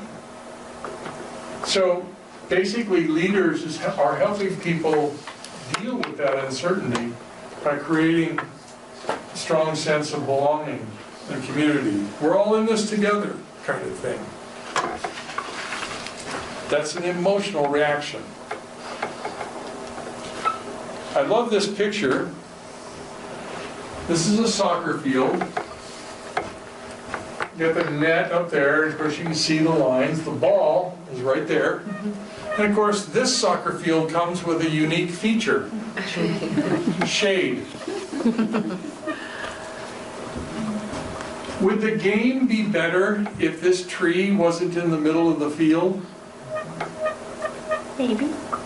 I sometimes hear home court advantage, and I'll give you that one. But would you ever be able to play a tournament on this field? No, so the level of play will never be terribly high. But just as some people are okay with playing soccer on a field with a tree in the middle of it, some people are okay with only 70% graduation rates. some people are okay with, okay, well. Well, and I look at that picture completely different because I'm a coach. So if I'm coaching my kids, you overcome the obstacles. If you can play with a tree in the middle, then we'll go down to Davis and we'll play on their nice turf. You know what I mean? So it's perspective too. It's what you preach into them is what I'm getting out of that picture. The tree's not going to be the end-all be-all of our team. But just as some people are okay with playing on a field, this requires some real effort. Yeah, it's not just cutting it down. You've got to carve out the root ball, which is, having done it a couple of times, significant amount of work, leveling off, all of that. But what I'm saying is, there has to be a level of dissatisfaction with the fact that this tree is here before people will go to the effort to move it, of making it better. That's the thing I take from this. That it's not, yes, it's kind of okay to play on a field with a tree in the middle of it. Right. But it's not best. And if we're trying to get to best, if we're trying to get all of our kids to do well, then there needs to be a level of dissatisfaction with the fact that not all of them are there yet. Also needs to be a level of trust, and quite honestly, I can't say that this cat was all that trusting. I have a hunch that somebody just plopped him down in front of those dogs to see what their reaction was going to be. And a couple of those dogs are thinking, oh, just give me permission and I'm all over that cat. It's probably a training exercise for police dogs. But can you just go to the store and buy a bag of trust? No. No, clearly not. For something so intangible, it has some really profound effects. Steve Covey, again, said that 10% increase in trust, same as 30% increase in pay. And while I can't confirm his numbers here, I've seen this at play. I've seen a district that had a really high level of trust and could pay their staff a lot less than the staff could have commanded in other districts nearby because they really liked working there. But because a couple of board members upended the apple cart and created a hostile work environment, now they got staff leaving, and the union president said, well, this has become a more difficult place to work, so it's going to cost you more.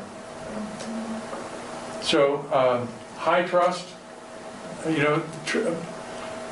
what we found is, I don't know if you've ever seen Dan Pink's book, Drive. If you're interested, his keynote address that he gave to NSBA 4 years ago, it's about the same as, there's a version of that online. It's not the exact one that he gave to NSBA, but it's very, very close. And somebody has, Video of it? I said this earlier, sometimes my vocabulary just goes away. Has drawn pictures, has... Illustrated? Like in a comic book? That word just will not come to me. Subscribe. But has drawn pictures. As he's given the talk, there's somebody there drawing pictures on it. It's kind of an engaging. Oh, like an animated. Animated, thank you. Isn't age wonderful? Again, Dan Pink, Drive, kind of talks about the value of the emotional pieces as opposed to pay. That actually, there are some cases where increasing pay has actually lowered the drive, lowered the motivation. So, I don't know if you're familiar with the term discretionary effort.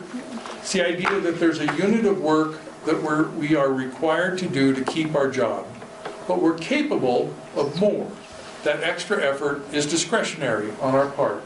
So here in the district, that can be represented as putting in extra time, helping to identify and solve problems, a lot of little things. And I refer to this as the snowflake effect, which I'm pretty sure you guys are familiar with here. The individual snowflake by itself, other than beauty, is pretty inconsequential, right? It's when he gets his buddies together that has true impact. It's in the aggregate that it truly makes a difference. So the discretionary effort, if you're able to tap into that, as Blanchard and Associates notes, it can result in up to more than 31% more additional effort by folks. And by the way, you can make your kids go to school. Learning is discretionary. And serving on the board is discretionary. I don't know if we have any Oakland fans here. So I apologize for bringing up a sore point in the You know what? history. We're winning right now. We're, what, 5-2 Yeah. for the first time in 16 years? So you say I- whatever you what I want. heard on the Randy's not news, playing though, is he? they're the only one-loss team. Oh, maybe we're one. I don't know. We're winning. We won the other day. We're That's all I talking care about about. one-loss teams going into this last weekend, and now there's only one. There had been 4 or 5, and now there's only one. I think it's Oakland, which Hey, has you know been what? kind of a surprise to folks. Okay, so I'm not a huge fan. I just have to, it's a requirement to live in my house. I understand. So Randy had a pretty stellar career with Minnesota. Not so much in Oakland. And then when he went to New England, it's like he was reborn again. Well, he explained the drop in performance by saying, hey, I play when I want to play. Not much consolation to the people who lived in Oakland who were expecting big things from him while he was there, but what this notes is that performance is not just talent, it's also desire. And a quarterback. Just saying. So, this was a 10-year study in Chicago that found that schools with high trust were 3 times as likely to have positive student outcomes. Again, trust is a very powerful piece. So if we look at the domains of trust, and I'm going to do an hour and a half on this at the upcoming conference, so this will be a shorthand version of this piece. But there's 4 domains. The first one is organizational trust. You guys don't know me, really. I mean, we've had a little bit of time together. I've had conversations on the phone with a couple of you. But you know CSBA. And by extension, and because you trust CSBA over their long history, by extension, you believe, well, they hire people that we can trust. Now, if we met in a dark alley, the context of our interaction might change a little bit, but still, there's a pool of organizational trust that I both contribute to and withdraw from. Same as all you guys. Everybody in your district contributes to the organizational trust. Staff, students, the board, your volunteers, and everybody draws on that. The board are major contributors to this pool of organizational trust. So the other 3 pieces are more individual. Competence, I think everybody gets. Competence is also situational. I trust my brother, but I wouldn't put a scalpel in his hands. Integrity is trustworthiness. How dependable are you? Can I rely on you? That kind of thing. And intent is judged in 2 ways. Your intent to do right by the organization and your intent to do right by me. I don't remember whether I put that slide in here. No, I didn't. I'll give you something else I'm going to talk about at the conference. This just came out.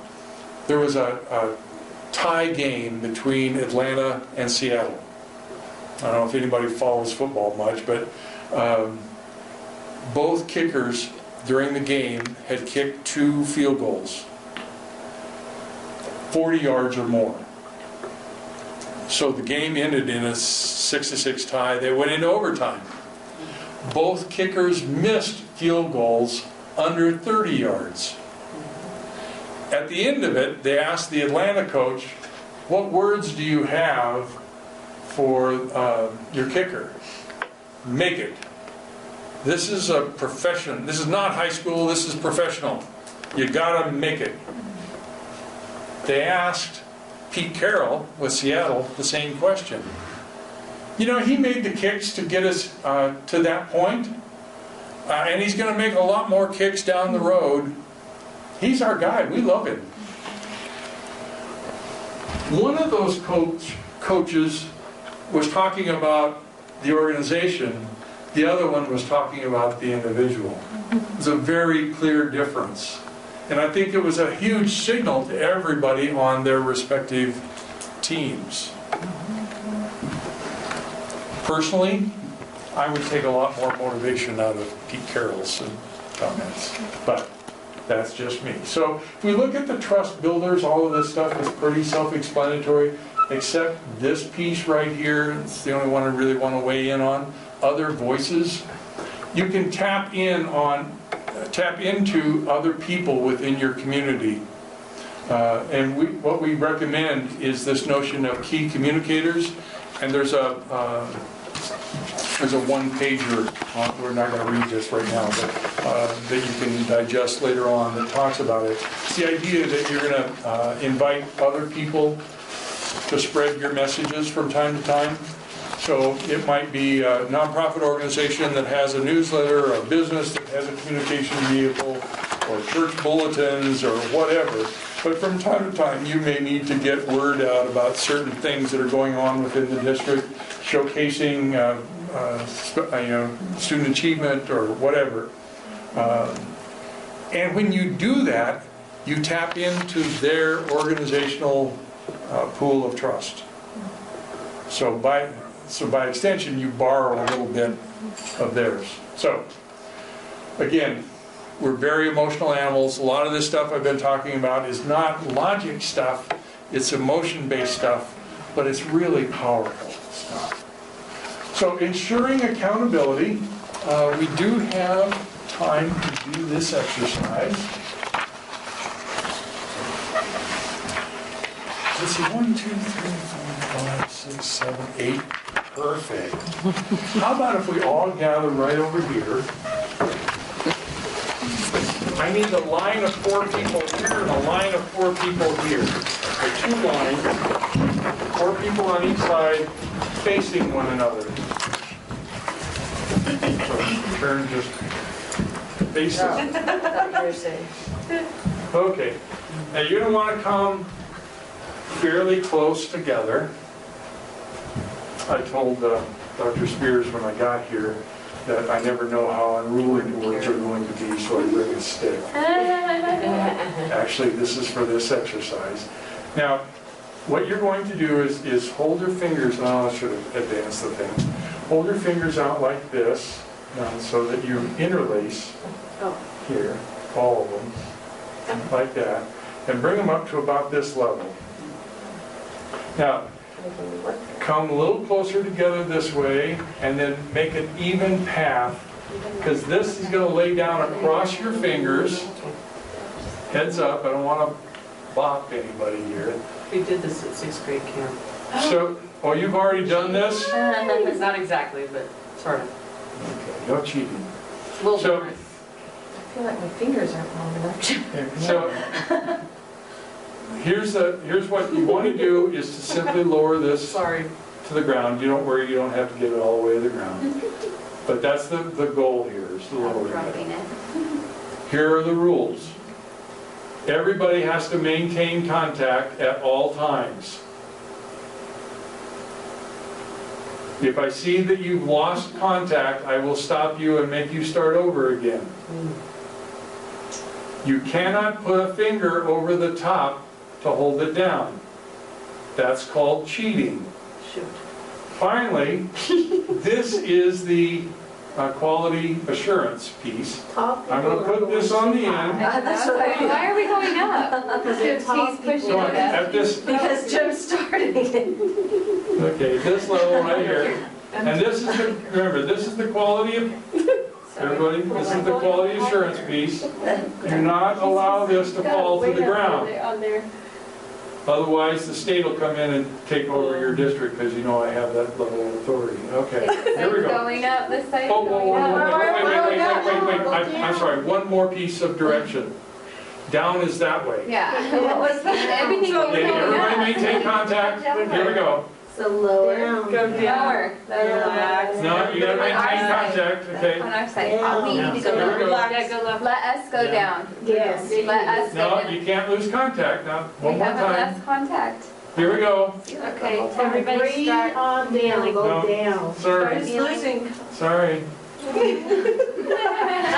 Take your seats. Wasn't us, They did lady. this at Six Day Camp and it took the kids But they, because they actually got it. So what is it? I will tell He's a you, lot stricter than they were. yeah, I don't want to go on too long. Yeah, so- it could go for a while. Yeah.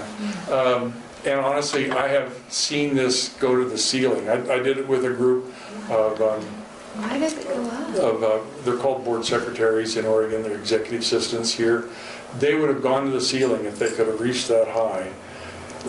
This exercise, for those of you who've done it before already know this likely, it has another name. It's also called the helium stick because it almost always goes up. But, so So we'd spread out. this was a fairly simple task, however, The end? It's like, because all on its own, It falls. it would have gone to the floor. So given that it's fairly simple here, if you had an audience, what would they be thinking? What's wrong with you people? Just drop it. Yeah, Start What's your kneeling. problem? What's wrong? What is That's what I this? was So, thinking over the audience. Yeah. and from time to time, that dynamic can play out at your board meetings. People are thinking, hey, what's going on here? How come this is so difficult? Why can't these guys figure it out? And again, it isn't necessarily that that's really the case, but perception is reality. I didn't hear blame game, so you're all to be commended for that. Often we hear, okay, who's making it go up? Or, Jim, would you stop doing that? Really pointing fingers and pointing out. You avoided that. You're to be commended. Was a goal enough? No. We had to I mean, I told you, the goal is simply to lower it to the ground, So it obviously and you wasn't went the enough. other way. There was no road. Didn't have a plan. Was the success significant or incremental? Neither, not at all. Yeah, well, there's that. How did you feel? Frustrated. Stressed. Too short. Often, I will often get, hey, give us one more shot. We can get Yeah. this. Come on, Yeah. want to keep at it. And was I helpful? Not enough. I often hear, hell no. What was my role in this? Quality control. My role was simply to catch you doing it wrong and make you start over again. That wasn't helpful? Was I helpful? I Did thought I- you said, was it helpful? Did I allow you to learn from failure? no. No. No, not at all. Pointed it out. And honestly, I never really even did that.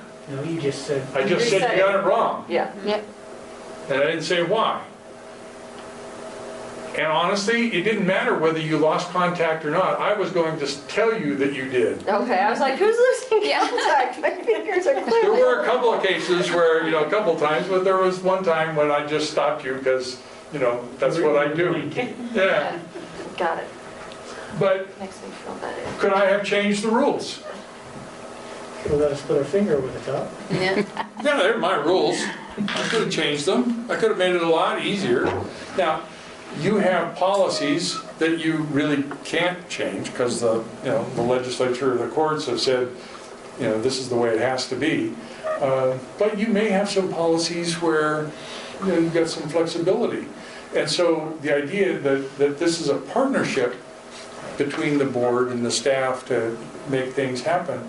I'm trying to talk about the notion of accountability. How you frame what that means really plays out in some very real ways. Now, what I suggest is accountability to learn and adapt. Now, there are some people who look at accountability as, well, we just need to prevent wrongdoing. I'm here to make sure nothing goes wrong, or if it does go wrong, I'm going to catch you at it. The phrase, holding the superintendent accountable. I hate that phrase. Is there anything positive about that? No.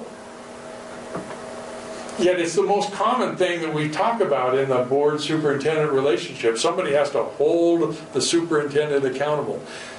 I'm arguing that yes, you need accountability, but you need it from the perspective not of preventing wrongdoing or punishing wrongdoing.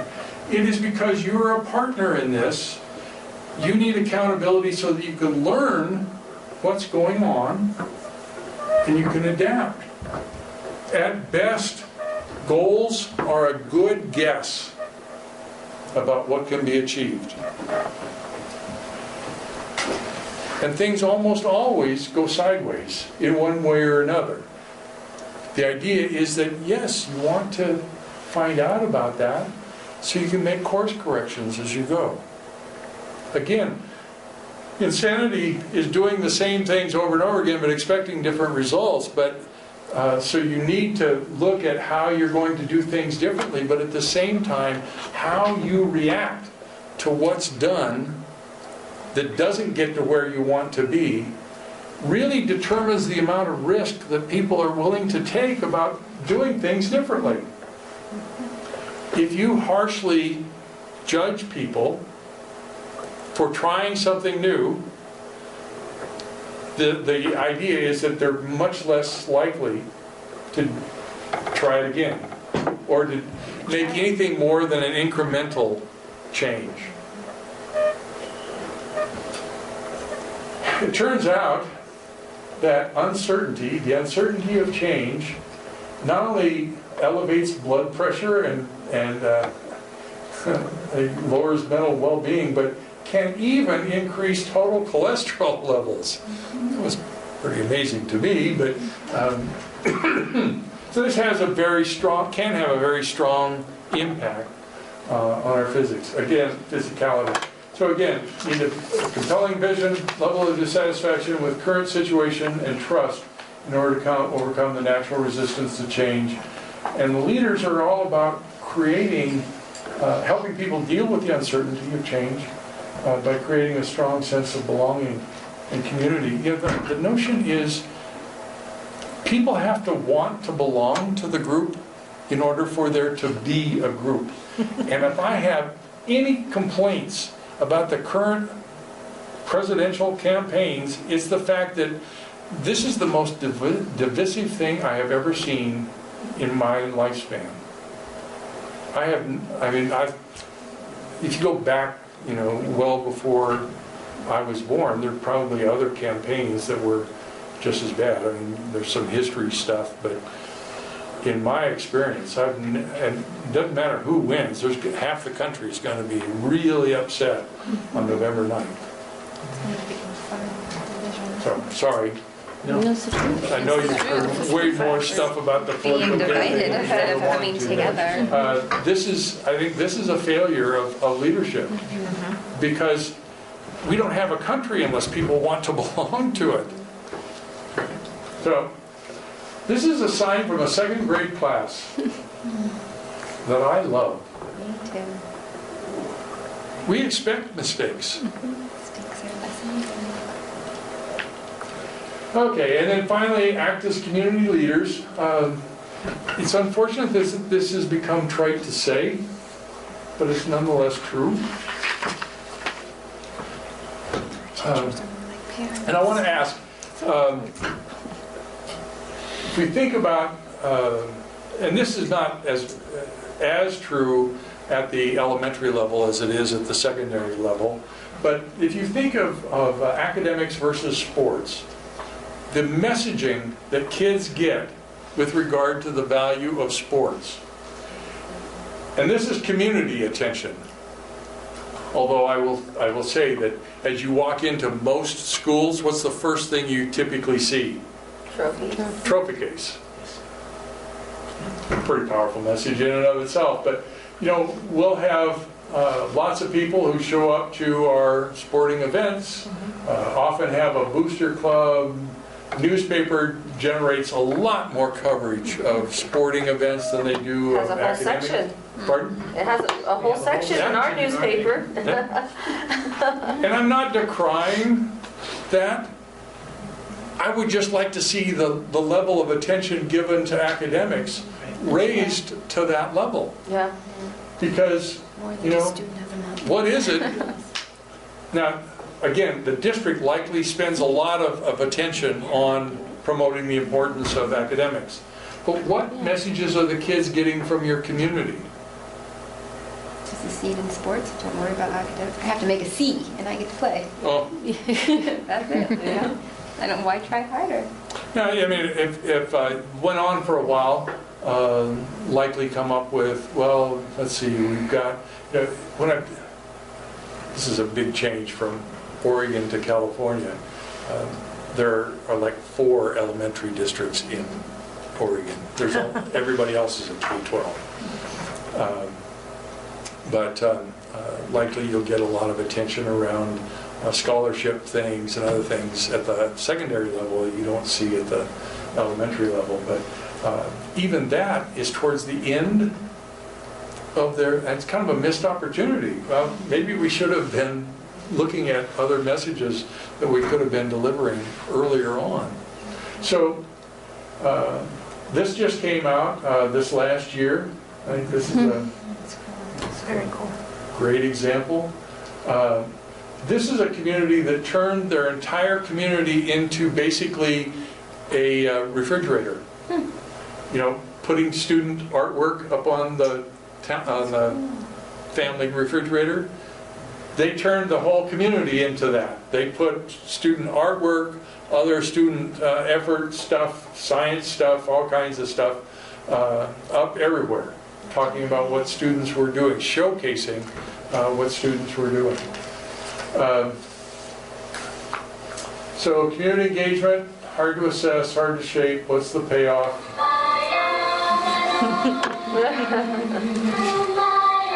Okay, well maybe not. But you should see all of this and this. So, again, this is just the start of our conversation. And I want to tag on to something in the community engagement piece. I skipped over a slide early on that talked about my work before joining the Oregon School Boards Association. I was the state director for the Rural Community School Partnerships Program. And in that I worked with 16 communities around the state, helping them build community school programs. So it was after school stuff, lifelong learning for adults, and a variety of other things. Well, one of the communities that I worked with is Powers, Oregon. And nobody here knows where Powers, Oregon is at. I'm willing to bet. Very few people. You know? I grew up, I lived in Empire. You know where Empire is? Actually, I don't know where Empire is. Empire is just outside Coos Bay. Oh, okay. I started school in Lebanon, first and second grade. I attended elementary school in Medford. Well, there aren't many people in Oregon that know where Powers is because the road to Powers is not on the way to anything. I mean, there's some people that go up in the hills, but it's not like you go through Powers on the way to anywhere else. Yeah. And in this community, they had a project that they were working on, and they had an agreement with the commissioners, the Coos County Commission, to provide $40,000 for this project. But when it came time to go to the meeting and get the money, one of the commissioners went to the superintendent and said, you know, Coos County, we're not doing that well. I don't think you're going to get the full $40,000 that we promised. I think you'll be lucky to come away with $30,000. But the superintendent didn't make the presentation, neither did the project coordinator. It was the kids who stood up, never once looking to an adult for any help with the questions that the commissioners were asking. If one kid stumbled, it was another kid who stepped forward with the information that the commissioners were looking for. So when they walked out, they had a check for $62,000. Now I have to believe it was not because they found a new need for this native species greenhouse program that they were working on. It's because they could see for themselves the growth and development in those kids. Now, when I asked early on, what's the best part? I heard kids a lot. The best part about this service, about being on the board, being in education, was about watching the kids succeed. That's true of you guys. It's true of me. It's true, I would say, of virtually, if not all, of your staff.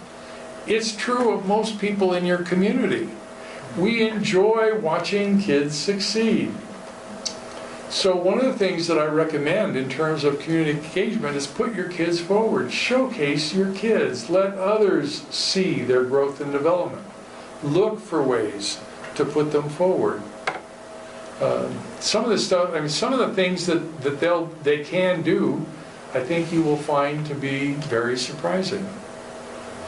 When we give kids a chance to shine, it's amazing sometimes what they'll come up with. As it turns out, it's not only good for us, it's good for them too, with the extra attention. More of your kids will begin to believe that I have somebody who believes in me. More kids will believe that somebody cares about them. So, some of the other takeaways, again, this is the cycle. There are 5 pieces that match up pretty well with the Iowa Lighthouse Study, 5 key roles. It's not just what you do, but how you do it that matters. There is a line between the boardroom and the classroom. Your focus should be on the end results, not the means to get there. So, this is the first half of this question, because I'm going to ask it again after we've done. Is there anything from this session that gives you some things for your to-do list? What is it you would like to focus on going forward?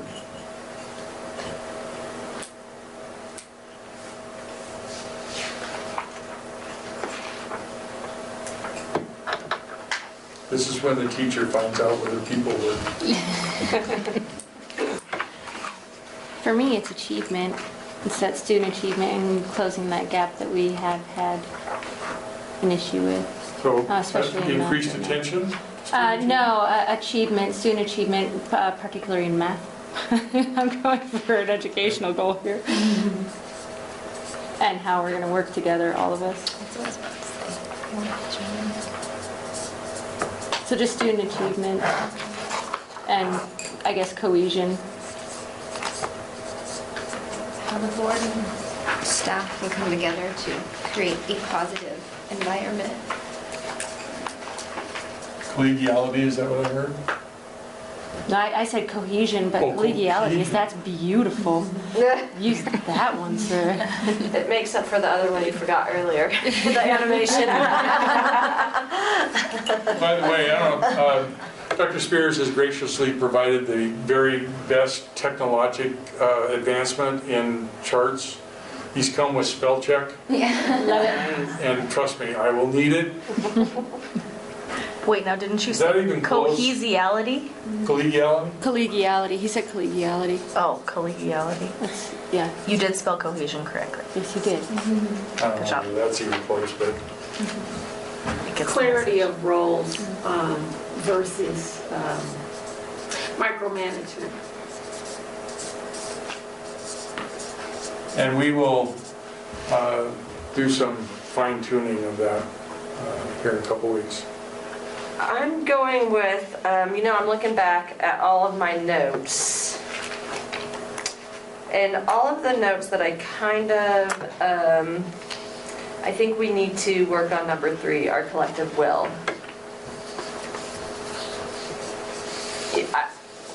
And I think, I think everyone wants the same goal, realistically. If kids is our number 1 pick, which I think it is in this room. I think that's why there's this small group of us here tonight. I think Dr. Spears absolutely 100% wants what's best for the kids. I want what's best for the kids. I know Bree wants what's best for the kids. As a parents, you want what's best for the kids. So it's really, I guess, us all wanting what's best for the kids, and how does that look? So maybe it's not the collective will, it's the transparency, or it's the communication, or it's, because I know we all want what's best for the kids, but at the same point in time, I know you necessarily don't think that might not be received. Maybe you think it's not being received. Maybe Dr. Spears. So we need to all be on the same page of how that's presented. So I don't know if it's collective will. That might be a piece of it. But how is it? The devil's in the details. Yeah, I don't know how to communicate that.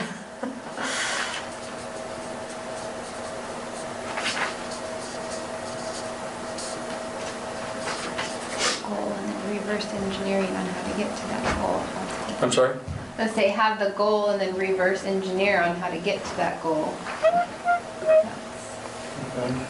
I have that elevator talk. I think we need to simplify, the goals. Our current goals, have an actual simplification of it. Put it down to the basics so it's easy to understand and it's not an LCAP jargon, because that's not real talk. I mean, it is to a certain extent. The LCAP is a compliance tool. Yeah. But it can be made into a strategic planning tool. Right. With some tweaks to it in the way it's rolled out. I didn't look that deeply into your plan. All I did was extract your goal I get that. So I don't know to what extent the community was engaged in developing this. That's a critical component in terms of getting everybody on the same page, and it's a step towards building the collective will. Yeah, I guess that's part of the, I had written down not just what our goals, but how are we going to achieve it, and I think that's where everyone needs to come to the same page, because I think the hows right now are different than, the whats are good. We want the kids to be successful. I think everyone's got the what, how. So again, the how belongs to the superintendent and staff, but you need to hear about, is it an explicit plan? Is there some confidence in the plan? Is there some sense that there is a pathway to get there? I think that I like to say going forward, dealing with the emotional piece versus the logical piece. And that is almost parallel with change management.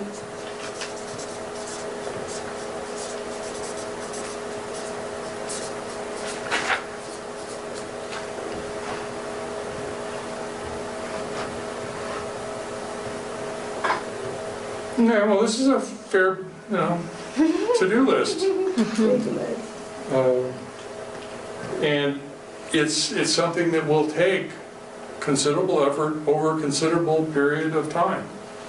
None of this stuff is, well, that's a step. And again, we'll revisit this list and add to it after the next session. So what's next? I do have in conversations with folks some scenario things, and I'll bring some sample protocols to work on. If you think of other things that you'd like to see, particular issues that you'd like me to address, my email is slamb@csba.org. It's in the material here. It's the last slide with my contact information. Send me a note. Is the next meeting going to be on the 15th then, is what you were saying? Yeah, 2 weeks from tonight. Same bat channel, same bat station. Or bat time. What was that? That channel, same time. Yeah, it's that right. So, I would ask that you take a moment to fill out the evaluation form so that I can get better. It's the pink one. Do you need it tonight or just at the end? No, for tonight, and you'll get another one next week. Are you gonna? Next time.